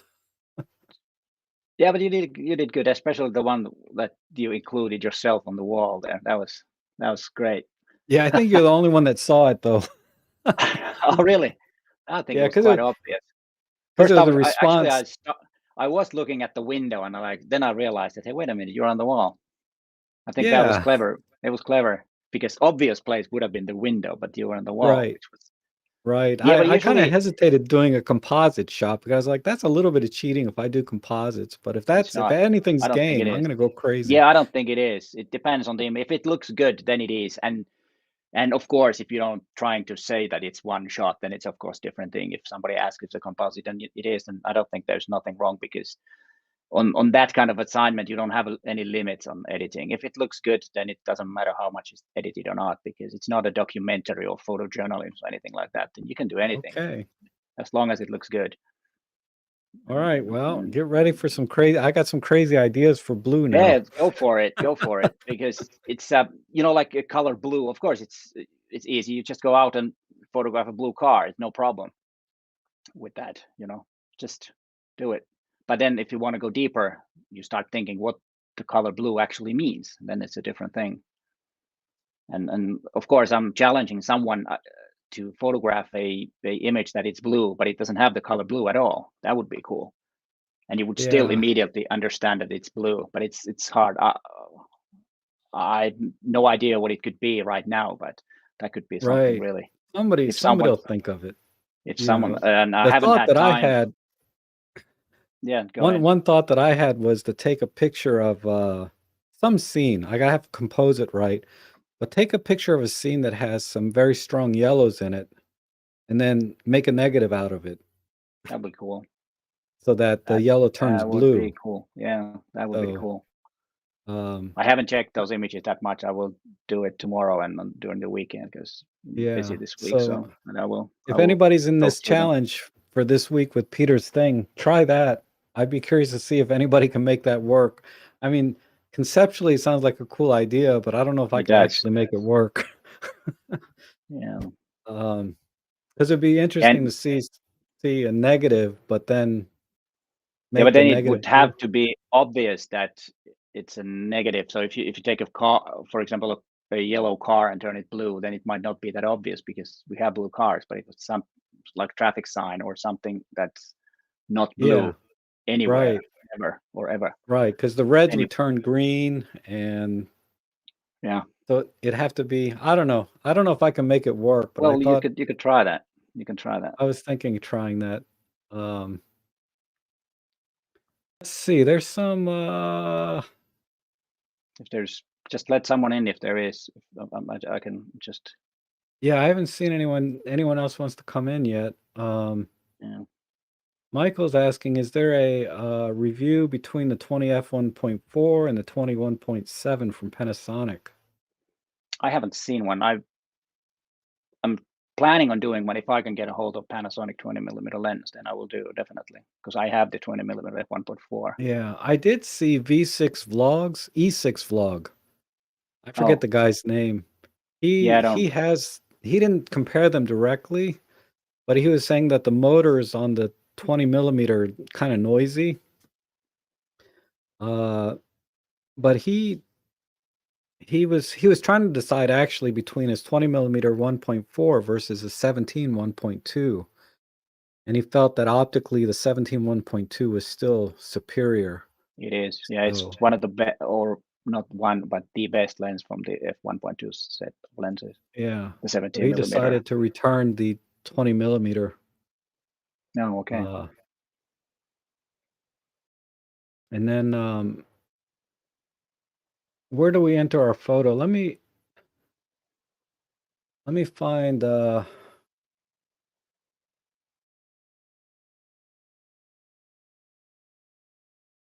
It's my Facebook group for the YouTube channel. Yeah, let me just make you a moderator real quick, and then you can post a link. So you should be able to post a link here soon. Oh, okay. I have it too.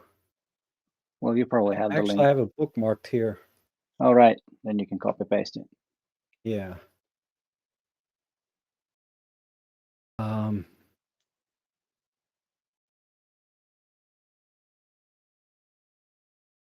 Okay, that's Peter's Facebook group that I just posted.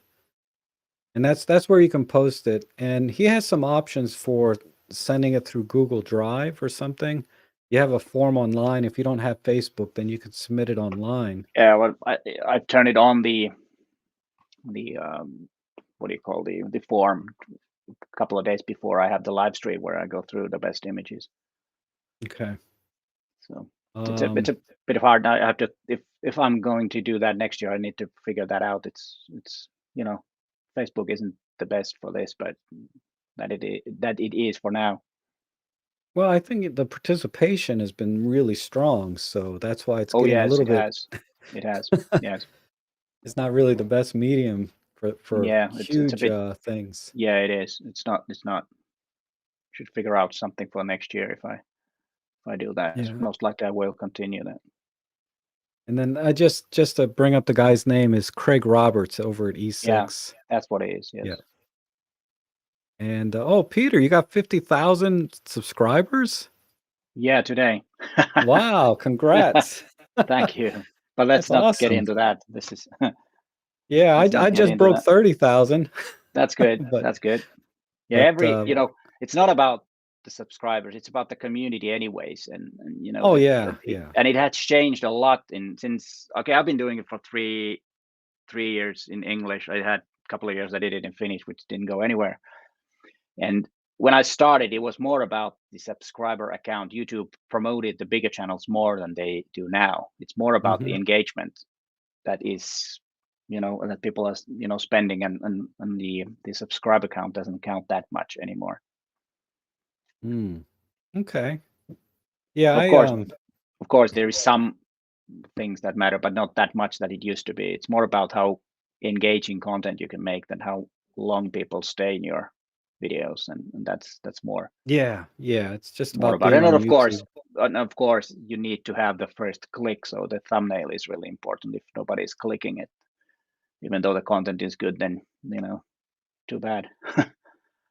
Yeah, which is of course annoying. Which is annoying sometimes when you realize that this is good content and something that people can do, and then you have a totally wrong title and totally wrong thumbnail, and nobody gets it and nobody clicks it. So it's heartbreaking. Well, it's better than having like these hardcore clickbait thumbnails. Those are really annoying. Okay, yeah, that's a different thing.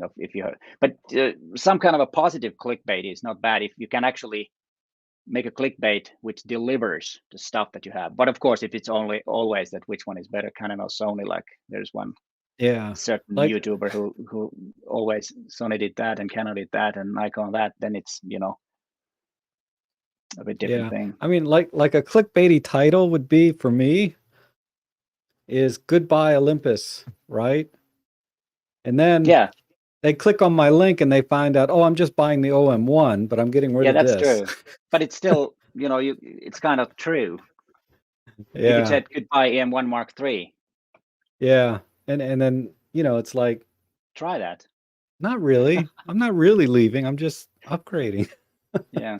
But I've seen titles like that where people say goodbye or God, just stupid titles. I wish I knew this before, or top 10 reasons I'm not upgrading. It's like I don't know. But people in some way people really like if you have like 7 things that do this, and people actually like this because it's kind of structured thing, and you get they feel that they get something if you have like 10 best features in Olympus cameras, and people like that stuff. Oh yeah, that makes sense. That makes sense. Yeah. But I'm talking about more of a clickbaity type thing, where you just say 10 reasons. Yeah, I don't know. Anyway, let's not talk about. You mean, yeah.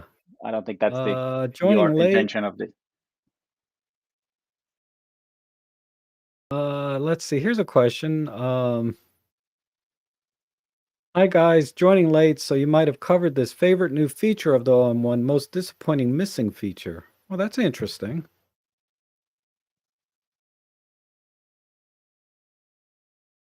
Let's do split screen.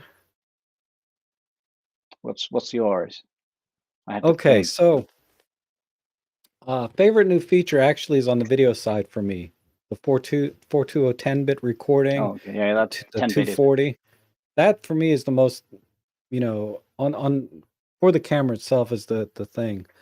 And then I'd say on the photo side, I would say it's the autofocus. If it's really can deliver like that edge to edge and really good tracking, those would be my favorite new features in the Yeah. camera. Yeah. And then For the only now, thing, Mhm. yeah, for now that I would say the menu system, which looks a lot better, and then 4K 60 frames per second. Those two are for me Yeah, at the moment. Okay, the AF is good that it's better, but I don't really need that fast. I think I'm totally fine with the existing AF. I do so little any birds and sports, but maybe I could try that. Especially sports would be interesting because I've yeah, done it in the yeah, past way back, so that could be something to try. yeah. I think, yeah, the EVF and the menu system and all of that, those are not reasons I would buy this camera, but I would buy it. So I have to say, favorite new feature, yeah, the 4K 60, the 1080 240, and the tracking ability of the AF, the AI tracking, whatever. Yeah. Those things interest me. Least favorite thing, Peter. What do you think? What Or could that be? something missing? Nah, for me, I don't. At the moment, when I look at the specs, I don't really see any. Okay, let's say that 422 could have been the 10-bit, that not 420. Maybe that's one.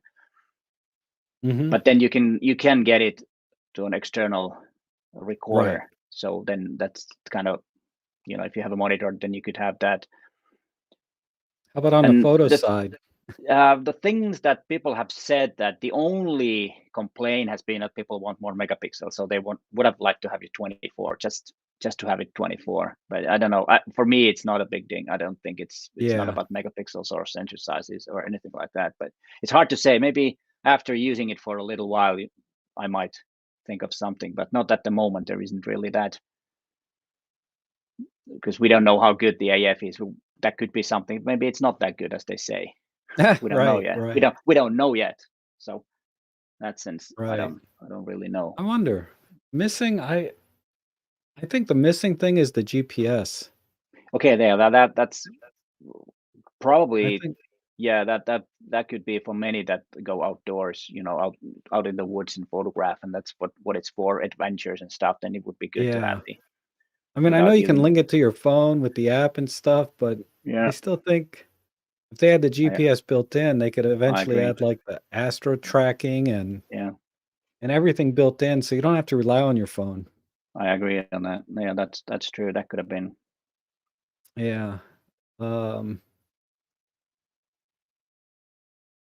yeah, and people are like, if it's really two stops better, I guarantee a lot of people will buy it if that two stops pans out. But I feel like the Oh two yes, stops and is going to be good up to a certain level, but after you get past like ISO 6400, I don't know if yeah. you're really going to see two stops difference, but we'll Yeah, I don't see. know. But I think I don't know if you have seen Ben's the narrowband channel video that he posted today, where he said four things that he liked about the camera, and he was talking about this noise thing, and he was because he knows the sensor technology. And I was like, "What are you talking about? I don't understand anything what you're saying, but it sounds good." I don't know if he's still here, but Yeah. that Yeah, was I interesting. did. And he said that with that technology and the way Olympus has kind of made the software to take out that information from that sensor, it is possible that it's actually true. And I remember Robin saying in our live stream a couple of days ago in Jimmy's channel, that Robin says that usually Olympus is kind of downgrading what it actually is. So if they say two stops, it is two stops. They usually don't over Right. or give too much promises, and they don't say two if it's not. But I don't Right. know. that remains to be seen. But it is interesting if it is, because that's an interesting thing, because many say that let's say that you have a f4 lens, and some say that it's actually f8. Yes, it is if we compare the depth of field, but then they compare it to the final image, and there is a 2-stop difference in image quality. So it's kind of like an f8 lens in that sense, because with the bigger sensor you can use higher ISOs, which is 2 stops, so you can get the same image. But if it's 2 stops better image quality, then where's the difference? Right. So that's why I think the 2-time multiplying the f-stop is nonsense, unless we're talking about depth of field. But we have to see. And Ben said he wants to make a video on that whole thing. I kind of warned him not to. Don't open up a can of worms like that. I think if he knows the stuff, he should, because that's valuable information. It can cause some nasty comments online, but if you can take it, then do it. I don't know. I think that's just asking for a beating. Because there's people that feel so strong on either side of that argument. Some people are really on the side of Tony, right? Because Tony is adamant about this. Oh yes, that F8 is F16, or you know what I mean? It's like this is it. But I'm like, I wish seriously, like a camera engineer, like a lens engineer and a sensor engineer, would just come on and be interviewed and clear that up definitively. You know what I mean? Yeah. Because that, with some authority, because all of us are really, I mean, I know Ben's an engineer, right? Yeah. So he has some authority. So Ben, if you make this video, you need to kind of make sure you give your credentials as an engineer, make that clear so you have some credibility. Yeah, he actually promised on the chat that he's coming during the lunch break. I don't know when he has the lunch break, but I hope he can make it. Ben. Oh, okay. I don't know when that break is. But if I bring it up, it's like, a lot of us on YouTube, we're just photographers and we have a channel. You know what I mean? Yeah. We're not engineers. Yeah. I know. That's why sometimes, hard to comment if is this a good sensor or not. No idea. It's right, just, right. We'll have to look at the images and see that. Yeah, that's a good point from Thomas that you have on the screen, that the little LCD on top, that could be a good addition. Yeah, because it was about a couple of years ago. I'm sorry, go ahead. Yeah, just have a couple of, small information, the shutter speed and the f-stop or whatever you could have there on the top. Yeah, because it was a couple of years ago, I made a video and I stated, I think this was when, I forget what camera was coming out, but I said, man, if this has a top plate LCD, backlit buttons, yeah, I will buy it. Yeah, that's one thing. Yeah, that's one thing. Yeah, backlit buttons would have been nice. Yeah, but I think I don't know the challenge would be the weather sealing might be an issue with backlit buttons. Yeah, I was gonna ask that might be the case. Why it's not like that? Maybe they're just figuring out. It needs a lot of sealing, more rubber sealing if they have the lights there too. Right. And I don't know, maybe those LEDs drain the battery, generate heat, cause some electromagnetic interference. I mean, it gets maybe it could be some fluorescent thing that collects light, and when it's light, and then in the dark it glows. Oh yeah, that would be cool. That'd probably some drain loom. out though. Yeah, they call it loom, like on our watches. Yeah, that's what. Yeah, that was cool when I was a kid. Someone had a watch like that. Yeah, those are cool. Yeah, a lot of people would have loved backlit buttons, Ben, because you're always Ben works at night, right? Oh yes, pitch black. Yeah. And I can tell you, when I went up to shoot with him one day, and they used these little glow in the dark rings on the ground. because they don't want to project any artificial light anywhere when you're doing astrophotography. Yeah. So yeah, backlit buttons, but with lume in it, that would be cool. The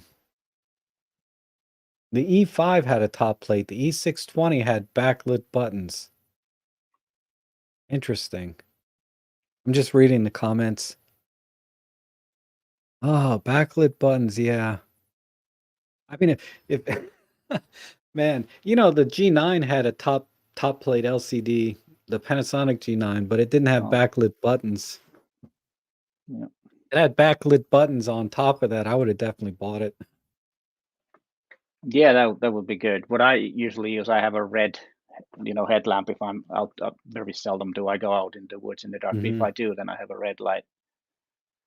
Right. That's- So that when are works. you getting the OM1? Have you gotten any word of how soon you might get a hold of one? Hopefully next week Awesome. after the 24th, because then it's called the OM System Day, and they have some live streams here in Finland. So there's actually two in Oh. Scandinavia, I think, at the moment, and both are in Finland right now. Yeah, I think I got an email about something happening next Yeah, week live. it's actually Jari Peltomäki has one or two, and then Hannu Huhtamo, the light painter, has one. Okay. And then I don't Jari want is you to the say anything, Peter, but I heard there's another camera coming out. Don't say anything, but I heard there's another camera coming out as well. okay. Because you may know or not know, but I don't want you to say anything. But I I heard don't something. know. No, I don't know. Is there a trade-in for older models? This question, this is more of a, I think this is more of a per market type thing. Different markets around the world may have different. Yeah, I would assume that especially stores that sell used equipment could have one. I don't think if you go and buy it from the OM System store or shop, at least not here in Yeah. Europe, they don't trade. So if you want to trade, I think you need to go to a Right, because Olympus has in physical the store. past like offered an additional $200 on, or Sony does it a lot, right? $200 on top of your trade. Yes. I think Olympus has done that too, but Yeah, anyway, you mean no, the cashback things. right. Like you trade in your camera, so they'll give you the value. The camera store will give you the value of your yes. camera, and then Olympus will throw in another $200 on top. Yeah, they did that in one of the biggest electronics store called Verkkokauppa. I think it was in October or somewhere. I was there representing OMDS and showing the EM1 Mark III and EM1X and that, and they had this that if you can bring your own old camera, then you get a good deal on different cameras. There was other brands too. Right. But what they did, they gave some gift cards for the camera, so people went and bought something else from the electronics store. It's a huge store; they got everything there. So they bought some coffee machines and stuff like that with that. So the camera wasn't selling that good, to be honest. But that's one thing I'm hoping for is my local camera store will have an event, a launch event or something, and then they usually have special deals on top. Oh yeah, yeah. So I'm gonna wait that out a little bit. Here's a quick Yeah. question: is you realize there's no charger for BLX1 available? Is that correct? So what I understand is that there's no external charger comes with the camera when you buy it, and they have a dual charger for the batteries. They have a dual battery charger that will be available soon, but it's not available now. That's my understanding. Yeah. Yes.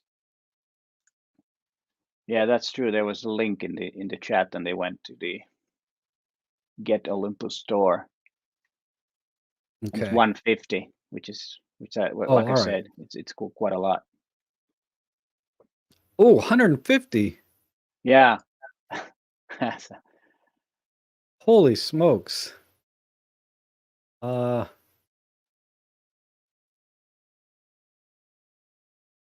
me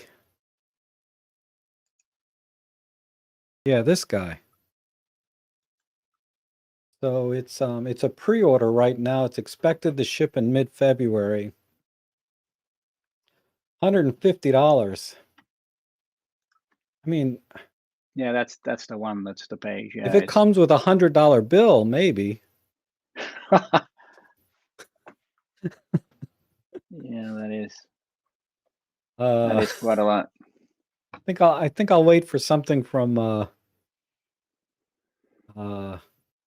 something a little more generic, maybe. Yeah, I have the I think it's Hanel Cube, Power Cube 2, which has you can switch the top to another battery type. It's in the same box, and then you just swap the top plate. If that comes to the new batteries, then that could be good. Then you have the old charger, and then you just have the top plate changed. That could work. Yeah, and it looks like it's charged by USB-C. It doesn't have any specs, but when I'm looking at the picture very closely, let me pop it up again. Let me see if I can zoom in. Yeah, it looks like it has. See right here, this port here. This Yeah, to me that looks looks like a USB-C port. yeah, kind of. But then you would need some kind of a cord and some kind of charger anyways. Yeah, if it doesn't come with a charger and it's a USB-C, seriously, Olympus or OM That's systems. we have to say that is, well, interesting. We'll see. We'll see. I'm not gonna say anything bad because there's some people that, it makes sense to only buy OEM products. And if you're a professional, you really only want to use OEM products and so you don't have any problems with the battery life, things like that. But God, somewhere I saw it was only like 79 pounds or 89 pounds. I don't know how that translates into 150 US dollars. No idea. But okay. Yeah, but if you have someone else waiting, just I can. Yeah, no, nobody wants to come in. Please. I'm waiting for Ben, on. I guess. He should be here up any minute. Oh yeah, Ben is going to be here. I'm gonna listen to that. You can kick me out after that when Ben comes, so that you can talk. I'll keep on listening. And then Jose says he got the charger for $79 from B&H because they couldn't send the lithium battery due to some restrictions, and they lowered the price. Oh, interesting. Yeah, the batteries are always a problem if it's a air cargo, then might be a problem. And then Phil's asked me, is the camera a Pen F monochrome? That would be cool. A Pen F monochrome only. I don't think they would do that, but I don't think they will. That would be too risky. Yeah, but if they come out with a Pen F2, and then maybe like a year from now come out with a Pen F2 monochrome version, that would make sense. That would make sense, yeah. Yeah, if they could have a Pen F Mark II with the EM1 Mark III technology, that would be, I would get that camera. I would fly to Vietnam and steal one from the production line. I want really that camera. Yeah. Do you have a Pen F? Nope. Never had. Wow. What's holding you back? Well, I didn't get it when it was new. I tested it a couple of times, but I never bought it. I didn't really need it at the time. And now I think it's a bit old technology. But I think it's still valid for some, but still, I don't buy everything I want. Well, you got the Ferrari camera. Yeah, I do. I need to get one of those one day. It's What's fun. scary though is I saw one on eBay, but it's like it's been on there for like 2 years now. Oh, really? So I don't know why it's still listed. I don't understand. Anyway, Ben came in, so I'll let you go, Peter. Thanks so much for coming in. Thank you for having me. It's always good to have you in. good day, and I'll stay on listening because Ben has some good stuff. Oh yeah. All right. We'll All see. right. We'll see you in See you the later. Facebook group for the Blue Challenge this week. All right. All right, Ben. I'll bring you in just a second. But you put out a video. Oh, I'm sorry. Let me bring you in.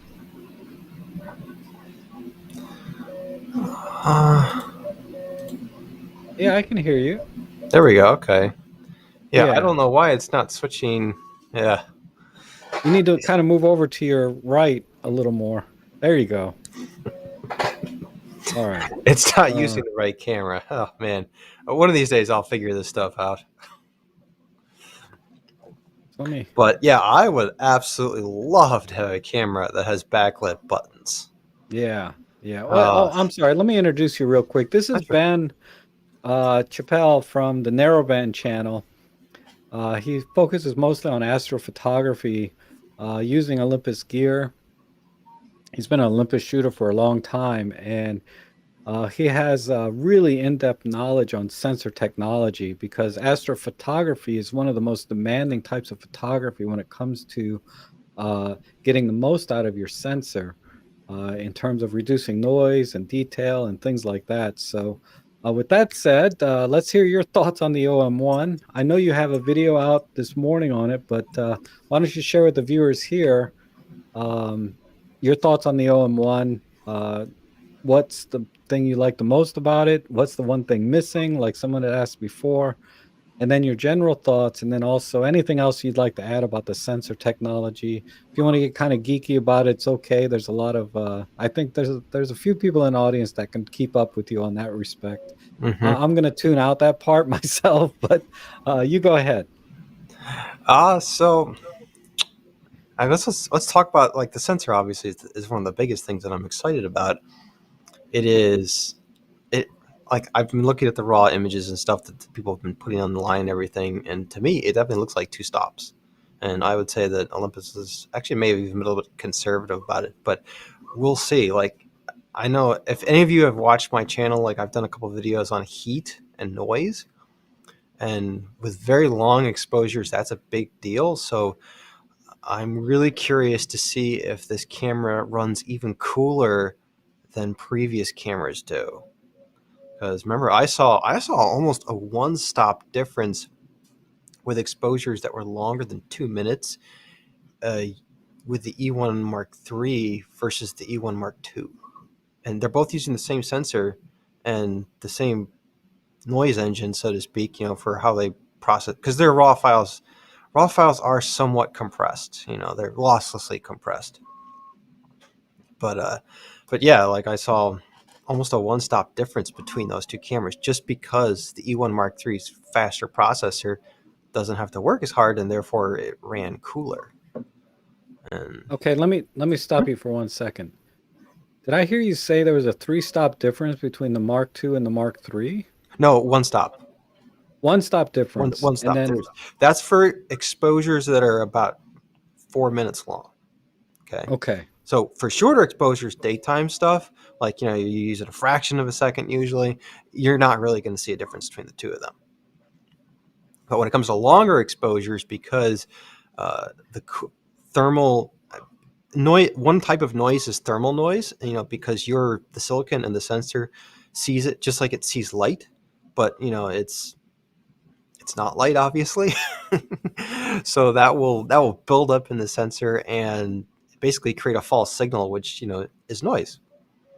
And because the E1 Mark III runs cooler than the E1 Mark II did, that I saw a significant difference. And then I did another video too showing the E1X versus the E1 Mark III, where we just tested that.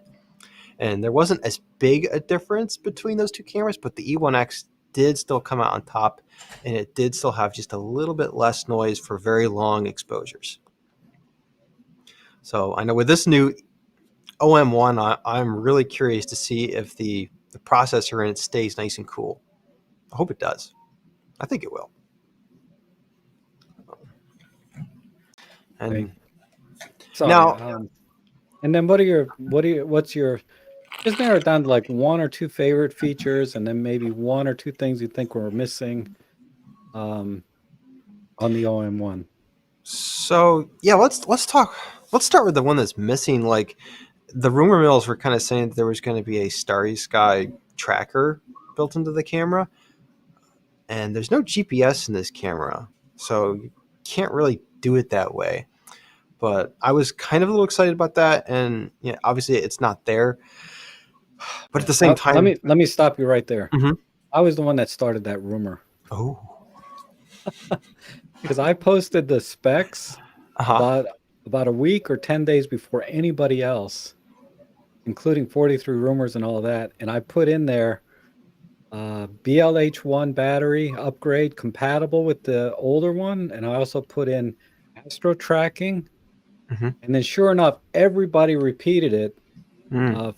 from my posting from the week before. But anyway, that was my fault.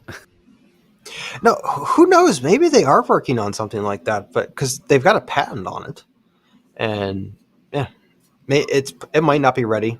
So, um, but yeah, like you said, Rob, maybe they never had any plans to put it in this model. We'll see. Yeah. You And know, then um,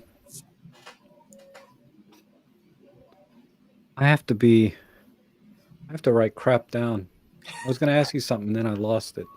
well, here let's dispel one. So, like, a lot of people are kind Mhm. of doubting the two-stop improvements, like saying, "Oh, it's like when all the other manufacturers went from a non-BSI backside illuminated sensor to a backside illuminated sensor, most people saw maybe a one-stop improvement.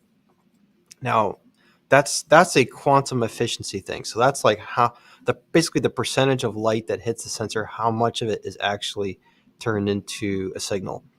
And let's just take, for example, the original EM1 Mark 1. Okay, that used a Panasonic sensor which had a 60% quantum efficiency. Now, the IMX 270 sensor, which is in the EM1 Mark 2, I think it's about a 78% quantum efficiency, something like that. That's how the math kind of works out. So that's an 18% difference. And they both had actually the same read noise between the two sensors, the E1 Mark II and the E1 Mark 1. So we still saw like a one-stop, a definite one-stop improvement for daytime photography. Okay.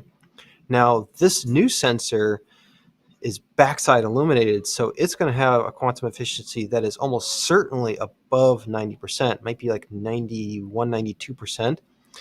So relatively speaking, that's still about the same improvement. So just from a point of view of quantum efficiency, if we look at the previous improvements, yeah, we're going to see about a one-stop improvement from that alone. But there's also a ton of other things that are baked into the sensor. For example, it's got a totally different ADU system, which goes to 27 decibels, where the old one was 24 decibels. That right there is a one-stop difference. There's also, I think I'm going to get the numbers wrong, but it's the SVL EC something. There's a new type of wiring system in it that I kind of explained in our really long photo chat about how instead of like it basically has to do with the way the wires are coiled up in the sensor and stuff, that really reduces noise and stuff. And all those other things that reduce the read noise of the sensor. That's going to be that's going to have a big impact on image quality right there. So is the two-stop improvement from a hardware standpoint, a realistic thing? Absolutely. And I don't know if OM Solutions is also putting like let's see here. In astrophotography, we do calibration frames. We actually like basically do types of calibration frames that actually create a database of how that sensor tends to act, because every single sensor acts a little bit differently. It's like your fingerprint, and that fingerprint is some of the noise that's in the image, and you can actually record that fingerprint, so to speak, and then basically subtract that from the image, and it will remove more noise, and it does so with absolutely no harm to the image. This is not like noise reduction AI software, which is really just blurring the image and then applying sharpening filters. This is actually looking at how this particular sensor works and kind of building a predictive algorithm, so to speak, for that exact piece of silica, and then from that being able to, like, clean up the image. Here, I'll give you an example. So not too long ago, NASA came out with a picture of black hole. It's the first picture ever that we've had of a black hole. Well, that picture in its finished form is 138 kilobytes of data. Okay. But NASA collected, I think it was 10 tetraflops of data. That's what the original image looked like. And it would have looked like just a sheet of white paper is what it would have looked like. And after they got done doing all of the calibration and all of the computational photography, which is how they do this stuff, they were able to remove all that noise because, they could build predictive algorithms about their own equipment. And from that, we got a picture of a black hole that was 138 kilobytes.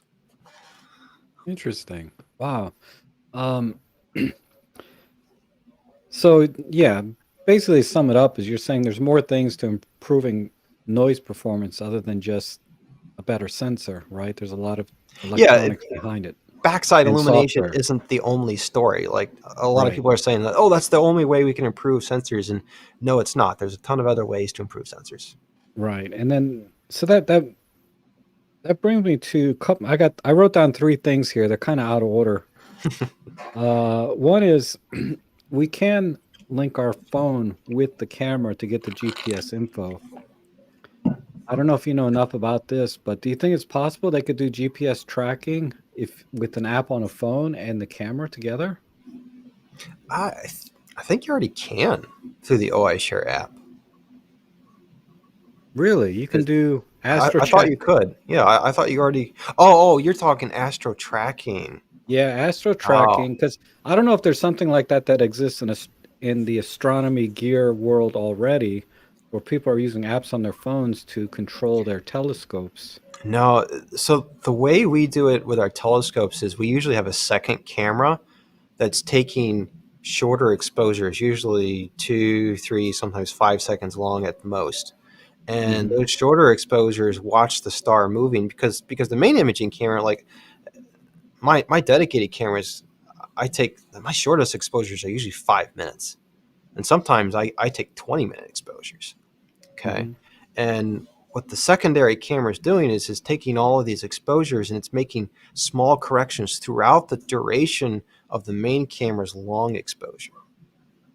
And now the way that Olympus, and this depends a lot on how this sensor was made, but there's terminology in the paper for this sensor about it being able to read off different images simultaneously. In other words, like, it could designate a section of the sensor that would actually read at a different frame rate.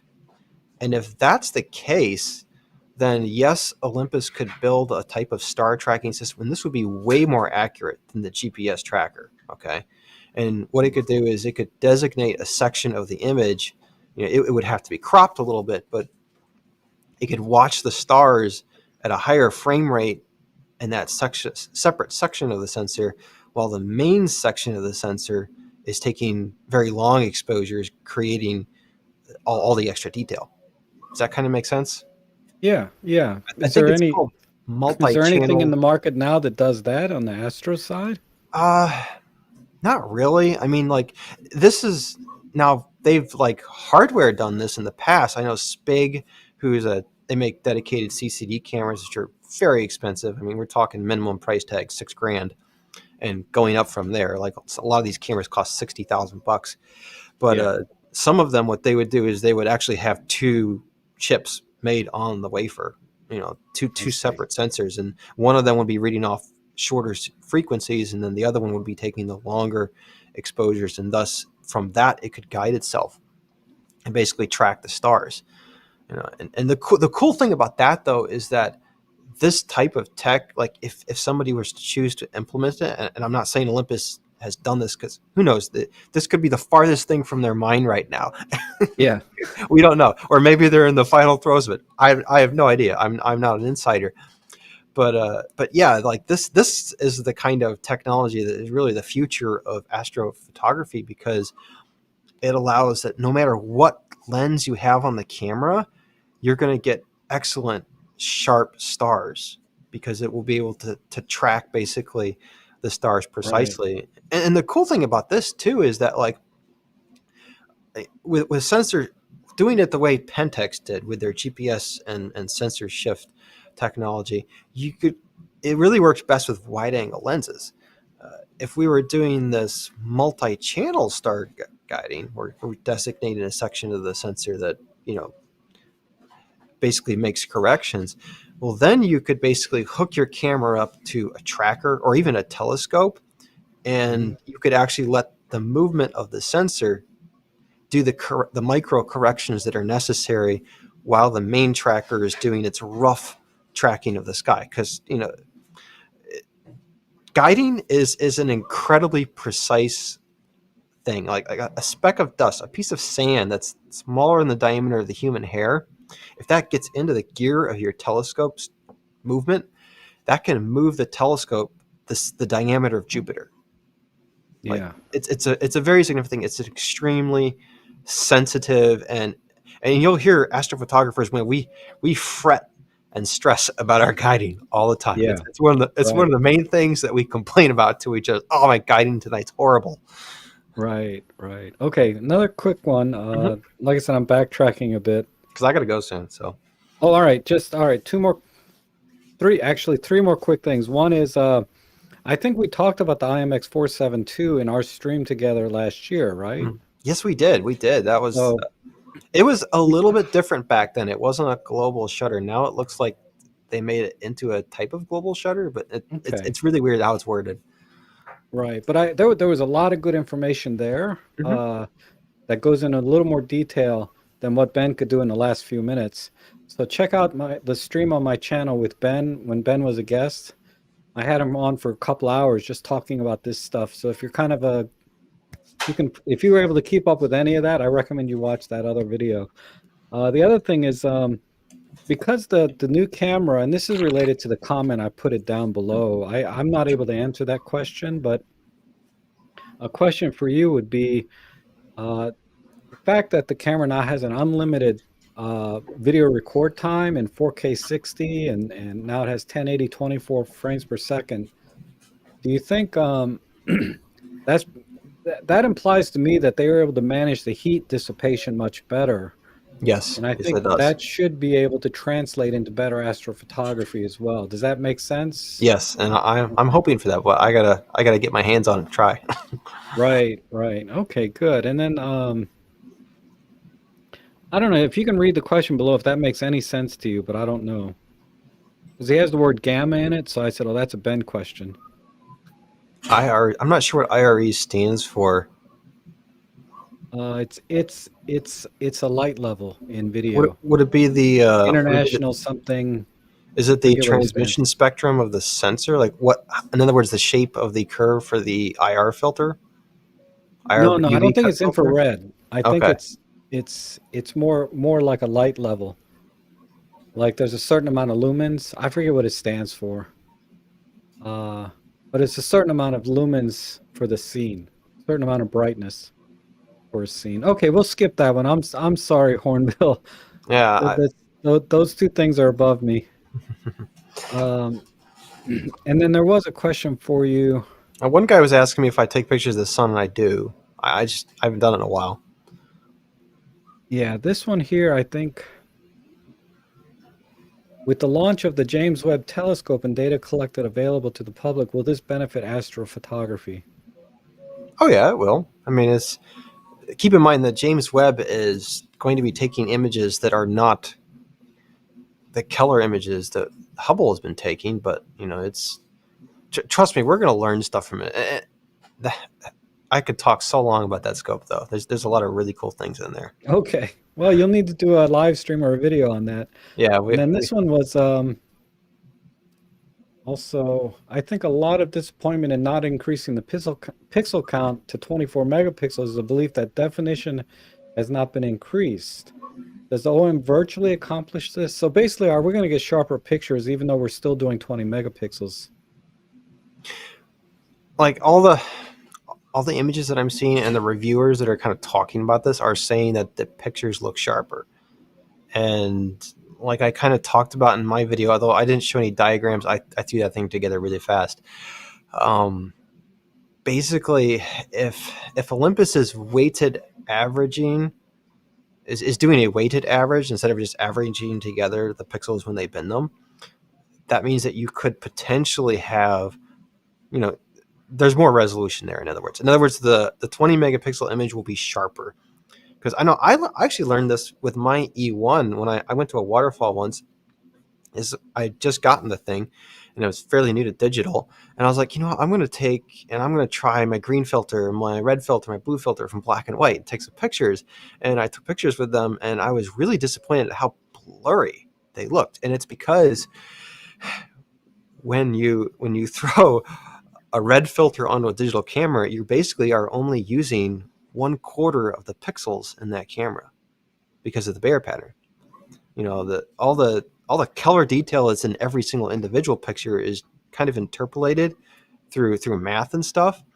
And because they're starting with more data points using the quad Bayer technology, they have the opportunity of just making a sharper image. I know, like Sigma, when they had their Foveon chips, those sensors had really, like, they looked really sharp. It looked like you were looking at a picture from a camera that was twice as many megapixels, if not 3 times as many megapixels. Right. So, Right. Because I think when we were doing a stream, I forget which one it was, somebody brought up the point that it might be the way the 472 it's using similar technology to the Foveon sensor. not quite the same as that, no. Right. Because the Foveon was like 3 layers of sensors, right? Yeah, and and as the light gets progressively lower and lower down in the filters, there's progressively less and less of it. So, Right. Right. But this one has basically, this one is just, instead of having it stacked on top of each other, it seems like they spread it out. yeah, they're next to each other in like a pattern. We call it the Bayer pattern. Right. Right. Right. I do want to say, like, so there's no charger included with the camera. Mhm. When I first bought my E1 Mark III, at first I used the charger, but I've since kind of transitioned entirely to charging through USB. And the same thing with my E1X. I charge.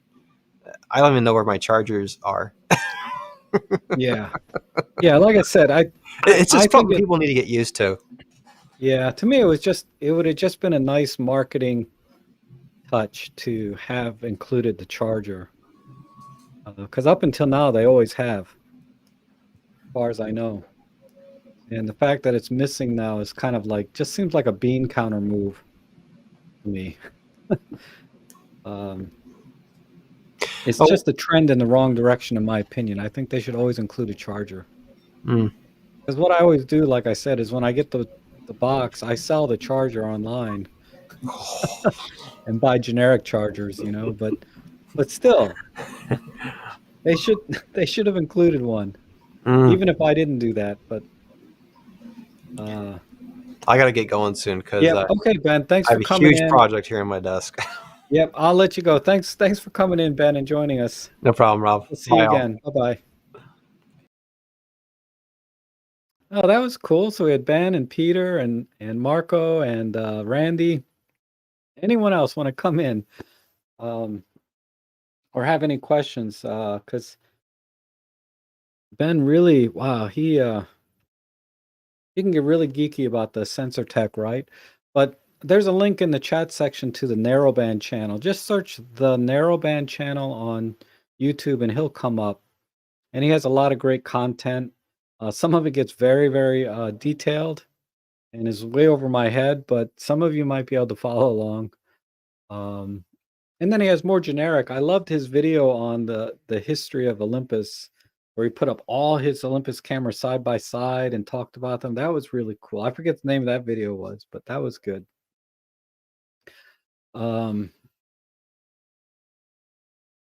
yeah, Robin, where is Rob? He's probably still sleeping from the last stream because he had to stay up all morning. Or he's making a video. Like, that's what I should be doing, right? Making video content instead of live streaming all the time. Yeah, Basil says they hate charging in the camera, and Lauren says something about the charger could be a European regulation. Really, I would think it's safer to not charge her via direct cable in the camera. Yeah, I don't like to charge in camera if I can help it.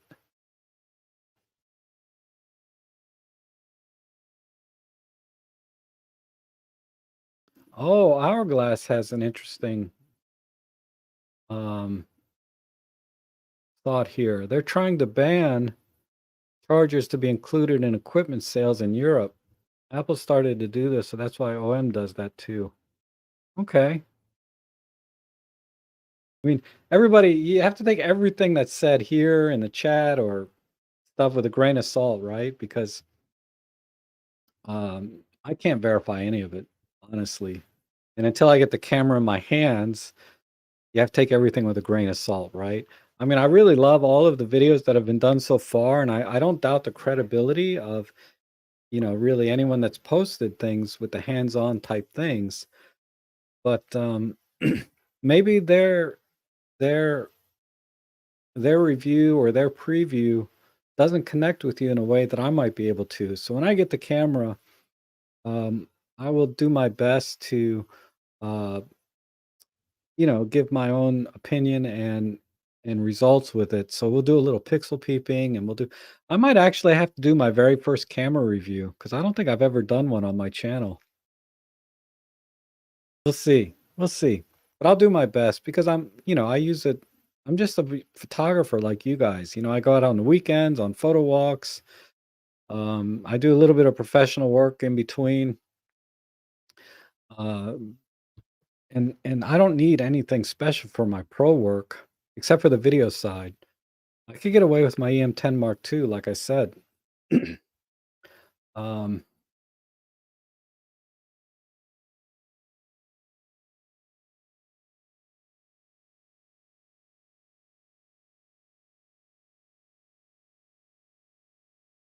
oh wow. I was reading something here from Marco about Robin. I didn't know he published anything like that.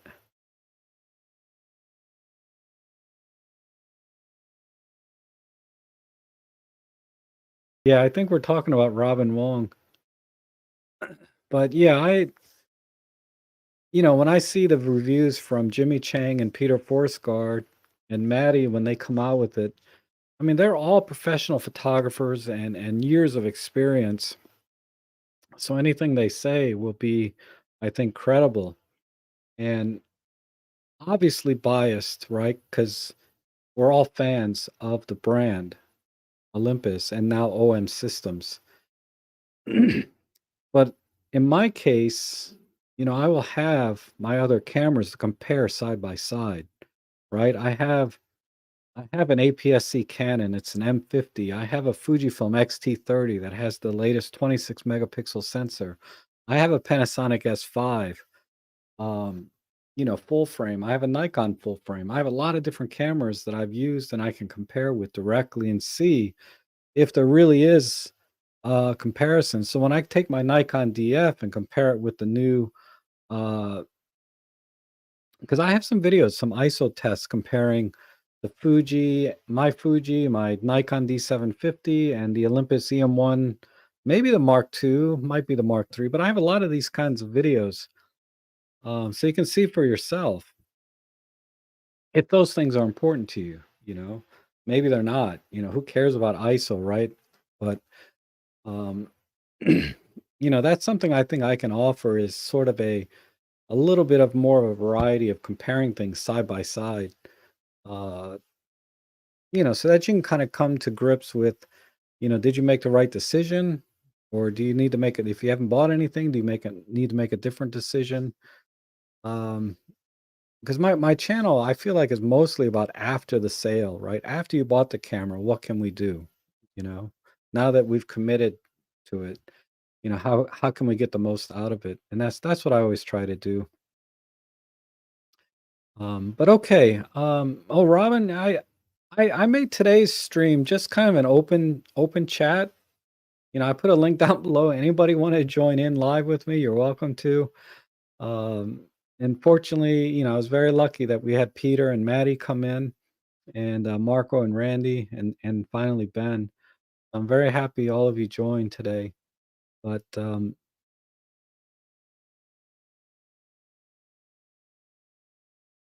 anyone, why would you want to ban camera battery chargers coming with battery? Yeah.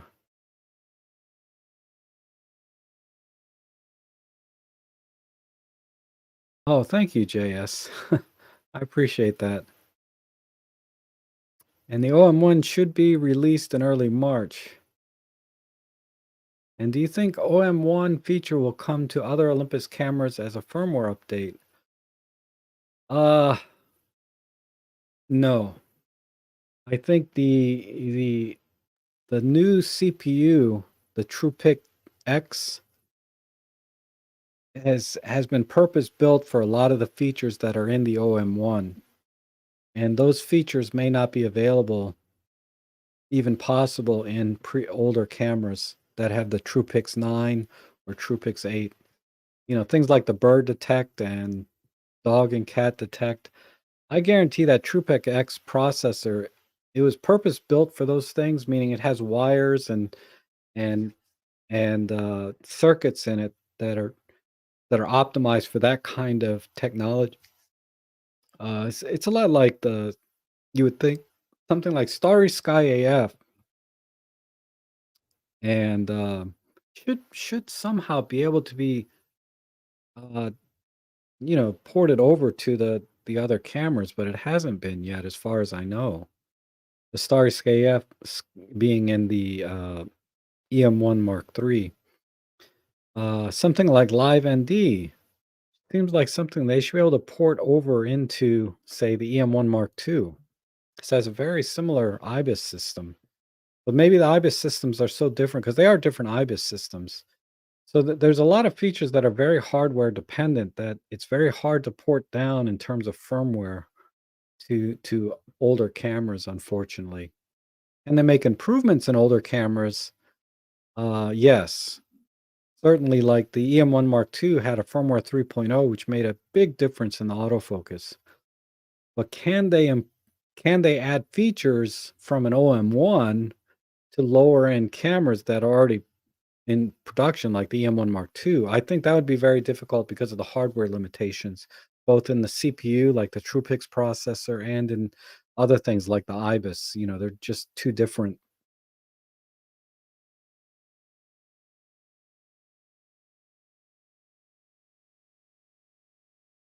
Yeah, firmware for new lenses makes sense. That should be easy enough to do, and any processor should be able to handle that. And Gurren says the lack of charger is a step to harmonize with the European Radio Equipment Directive to only use USB-C, save a lot of electronic. Oh, that's interesting. Okay, so that reinforces what the other viewer was saying about Europe not letting chargers come in with the camera. So my thought that it was a bean counter move seems invalid, right? To me, it seems like a bean counter move. Just include a charger. What's the big deal? But maybe there's more of a global reason for that. What do I think about the new menu system? I'm indifferent to it, honestly. It looks like all they did was regroup things and made the menu horizontal. Um, I know some people are a little bit concerned about, like, I think it was Randy talked about, you know, learning a new menu system. And I don't think it'll be so different. It's just going to be in a horizontal fashion instead of vertical. And then a little bit of different grouping, which should make sense, more sense, right? Like somebody mentioned about focus peaking should be in the autofocus menu, not in the display menu. You know, So in a lot of ways, I'm excited that it's going to be more intuitive and make more sense. Um, but again, that's really not. It's not on my radar. If it still had the old menu system, I'd have been fine. But the fact that it has a new menu system, that I'm a little bit indifferent to that. But it sounds like they did the right thing. I'll know when I get it. I do like the look of the new super control panel, though. How they made the major things a little bit larger font on the top, like ISO, aperture, shutter speed. And then in the middle, it's a kind of a medium-sized font, and then at the bottom are the fine print. I do like the look of the new EVF, or new super control panel, and that's mostly possible, I believe, because it's a higher resolution uh, live view screen.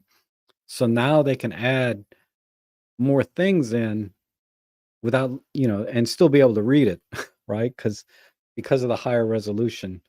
I mean, I'm still going to need my glasses to see anything at all, but I think that I am excited about the super control panel, actually, more so than the menu changes themselves.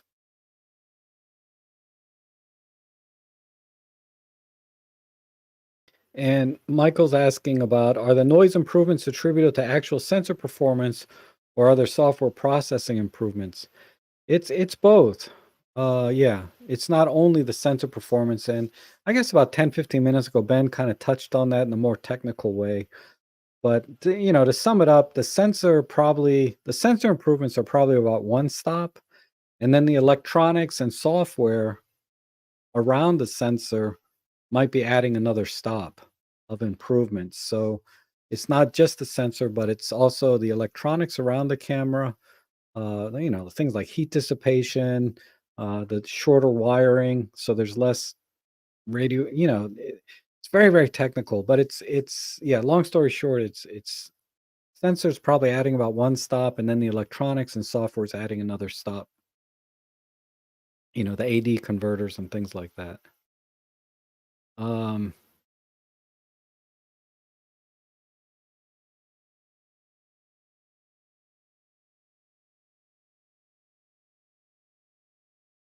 yeah, I agree, Ian. You know, the, to be fair, I dismiss a lot of the benefits of full frame, right? Because they're not important to me. And then full frame are going to dismiss a lot of the benefits of micro four thirds because they're fanboys of full frame and not micro four thirds. I'm a fanboy of micro four thirds, so I'm going to dismiss some of the benefits and features of maybe full frame.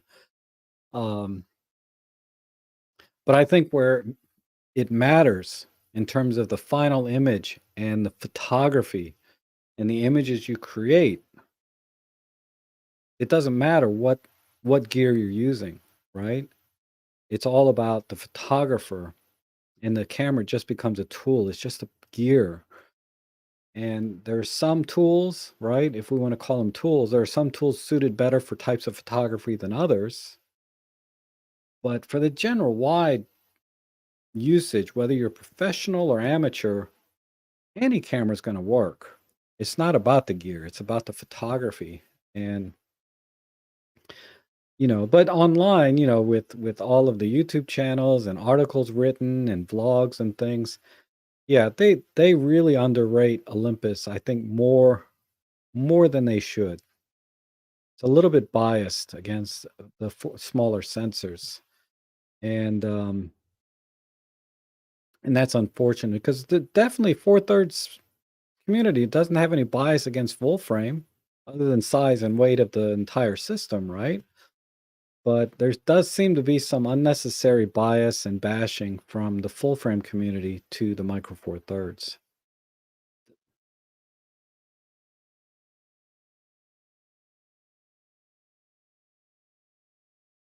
And do why do they do 50 FPS for photo but not 400 FPS for slow video? I don't know.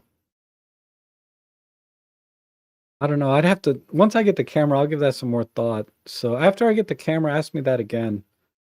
It's hard for me to think about that right now without the camera in my hand.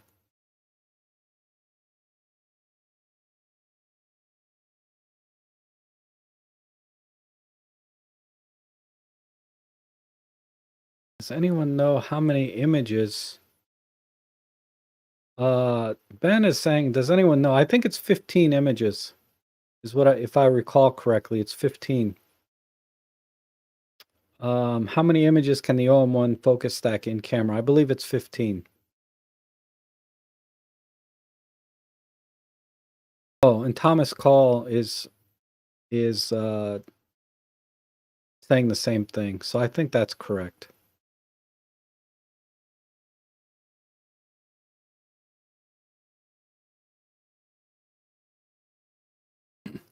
Now, this is something I forgot to mention. This does excite me about the new menu for new users, right? Is when something is grayed out, it tells you why it's grayed out. That's a big deal in the new menu system. So if the organization and display of the new menu didn't excite me, this does actually. Having something grayed out. So I'm definitely going to have to make all new tutorials for the OM-1 because the menu system is very different. The features are different, etc. And you'd like the new menu system upgraded in older cameras. That's an interesting idea. I think that they could do that. What would be nice is rather than a firmware update like they normally do, where it updates a bunch of things, if they could have a firmware option and say,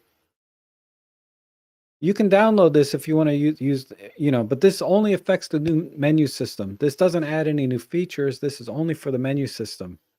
If they had firmwares that would only do one specific thing and you could update to that or not, that would be kind of interesting.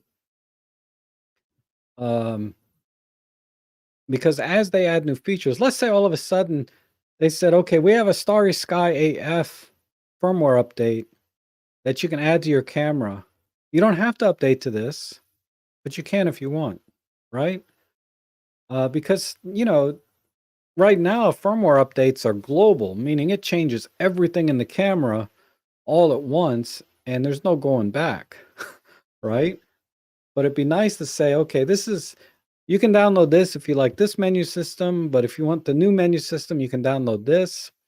And if you don't like it, you can go back to the old one, right? Here's how you can. That would be kind of nice.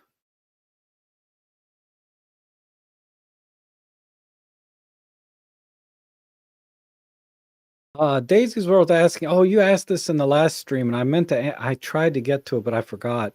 But no, it doesn't split files anymore if you're using a large capacity card. I think you have to use a 64 gig card or larger, which you should be doing anyway if you're doing video. But if you're using a 64 gig card or larger, it will not split the files. You'll get one large file.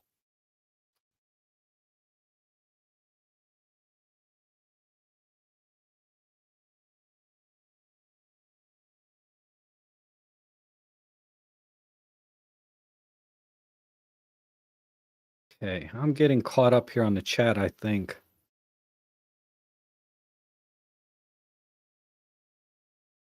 And yeah, that file splitting thing was definitely a pet peeve for me too. That was one of the other reasons I used my S5. It wasn't only for the improved dynamic range and all that. It was also because I get one file.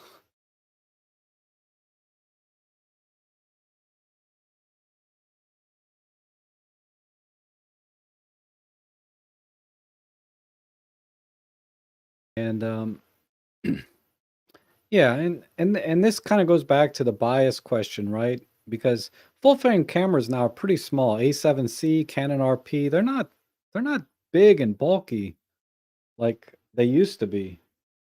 And even my Nikon DF, which is like one of the smallest full frame cameras, made DSLRs, it's still very bulky compared to my EM1. But nowadays, now that full frame cameras are mirrorless, they can pretty much shrink the body around the sensor Think about like the old Sony RX something. It was a full frame sensor and a little compact size body. And the Sigma whatever camera they have, it comes in a little box like this, but it's full frame.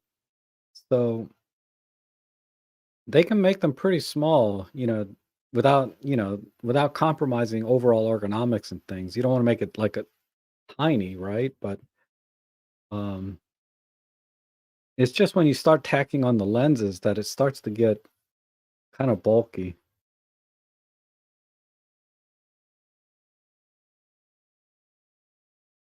Huh, I don't have an EP1 yet. I might get one, but I don't have one yet. Um,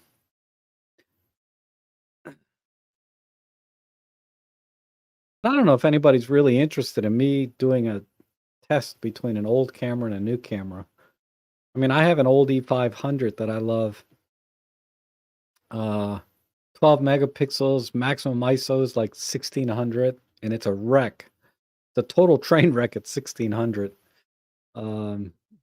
But what would be the point of comparing an E500, say, versus the OM1? Other than just for kicks, I guess.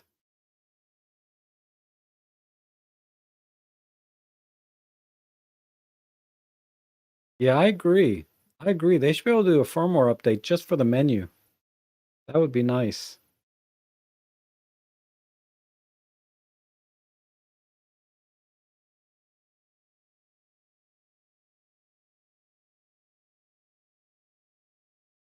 An OM system controlling the message, not involving Robin Wong, worries me that there are issues, particularly with lenses. Why the need to issue a 12 to 40 Mark II lens when the old lens was fine?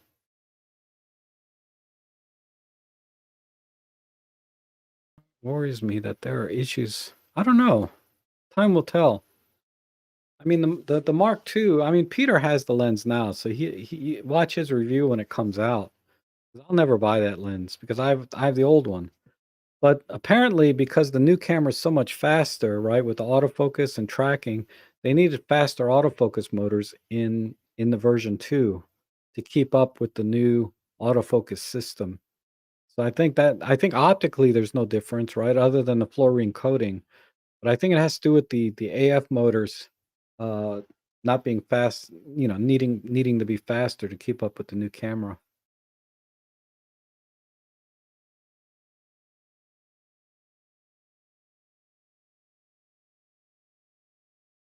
Yeah, there's no money in updating your. Not immediately. I mean, honestly, even if they could just sell the firmware updates separately, like sell feature, because Sony tried to do this years and years ago. They had a little app store for their NEX cameras. They would sell them for like $6. Like if you wanted interval timing, you paid like $3 for it or $5. I did that back in the day. I would be open to that though. If you can go to their website and say, if you want the new menu system on your old camera, $10. I'd be like, okay, why not? Now, if they did it for free, I mean, if if they were not willing to do it unless they could get $10, I'd be okay with that. But I'd be okay with them giving us the option for $10 rather than never doing it at all. But I don't think that was a successful business model back when Sony tried that. Because people just complained, why aren't you including an intervalometer for free? Why are you charging $5 or whatever it cost? Um, but yeah, there's no money in updating other than customer loyalty and all of that. No short-term money. Long-term, I think it's beneficial though.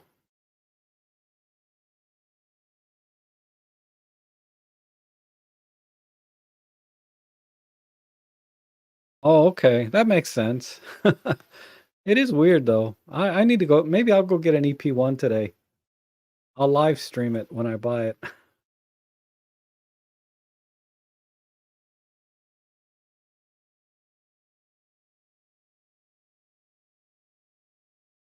I pay people to develop software. Yeah, I agree, Lauren. They might have to charge for certain updates. I don't know. But I'd be okay with that, long as it was pretty nominal. Because some people are like, if it ain't broke, don't fix it. Some people never even update their firmware, right? But if they start charging for features, I'd be okay with that. You know, if they give it for free, obviously, but, you know. My main point is they need to, if there's a way they can separate features that you can kind of cherry pick the ones you want or don't want, that would be nice.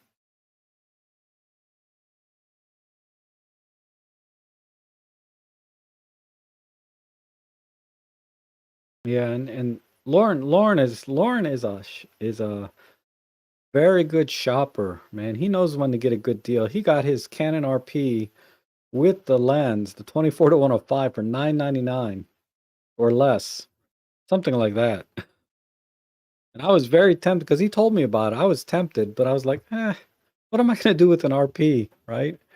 I mean, I know it's a good deal, but because I already had full frame cameras, so. And then Robert M says, firmware really can't be updated piecemeal, but it would be far much better if they could. Yeah.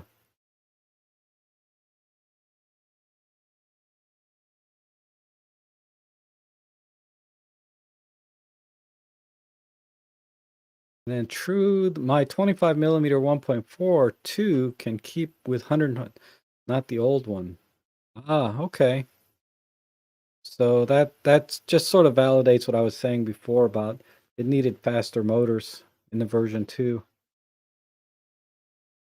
And yeah, Steve H also says the weather sealing IP53 matches the camera. That was probably secondary to upgrading the motors, but you know, if you're going to do one, you have to do the other, right?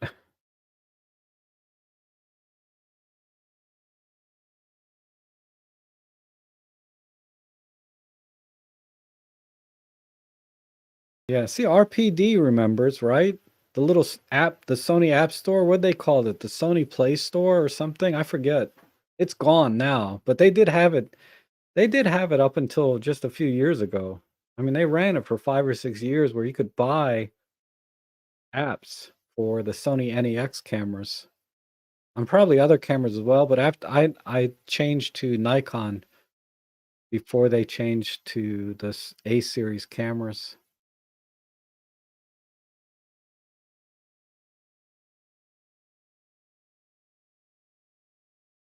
Yeah. For additional features like in a car. Yep. I can't remember. I think it was 8. It was 8 or 10. 10 megapixel. 8 or 10. I can't remember. I'd have to bring up my Lightroom to look at it. I'll bring up my Lightroom while that's loading. I'll see if I can get to some other questions. I think if they sold updates and new features for $1, that would be cool. Yeah, $1. It's going to be $5 or $10 though. They ain't going to do it for $1. The transaction fees alone are like $1 just to collect the money.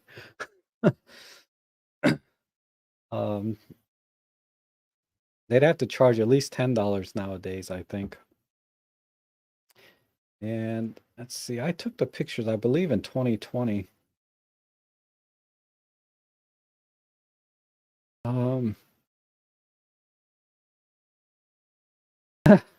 Go back to the EP1, you'd lose a lot of features. If Olympus would release a full-frame mirrorless OM-1 with a look of 1972 body, on mount and shutter, wow, that's cool. Yeah, that would be cool. Not too unlike the Nikon ZFC that came out. It looks very, very retro. The Nikon DF is the best example of that, even though it didn't do well. It was sort of a retro look camera with the old F mount and full frame, right? Because you could still use the old F mount lenses from the film days.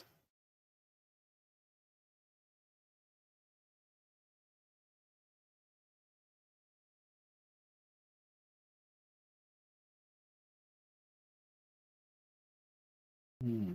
2019. Don't tell me it's oh dumbass. Hold on. EPL8, D750, Z7, TG5, 2020. And here it is, E500. So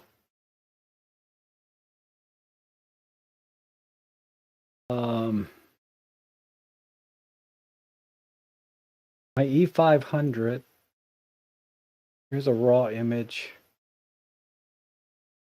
And it is, let me get the calculator out.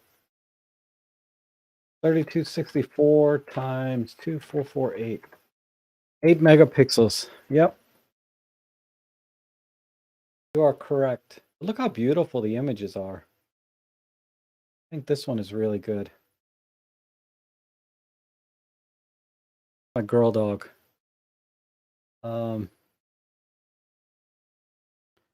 It says at Rob Trek, I used to have a 4x5 sheet film all the way through 120 and 35 millimeter. Also the Ollie half through APS-C to MFT through F22 are the same through all formats. Tony N is a mistake. Yeah.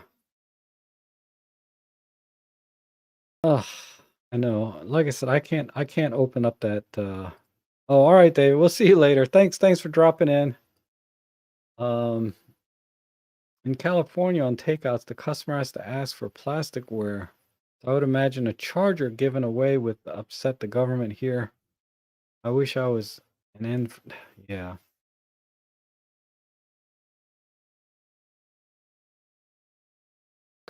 I know we're going on almost 3 hours, so I'm going to end it here. Thanks everyone for joining me today. This was really an extended stream. I need to go back to my like 1.5 hour streams, but and photo editing streams, but I will be back on Sunday, God willing, and we'll talk about something else, okay, other than the OM Wow camera. But I'm really excited about it. I really appreciate all of you guys joining me today, and we'll see you guys again back on Sunday.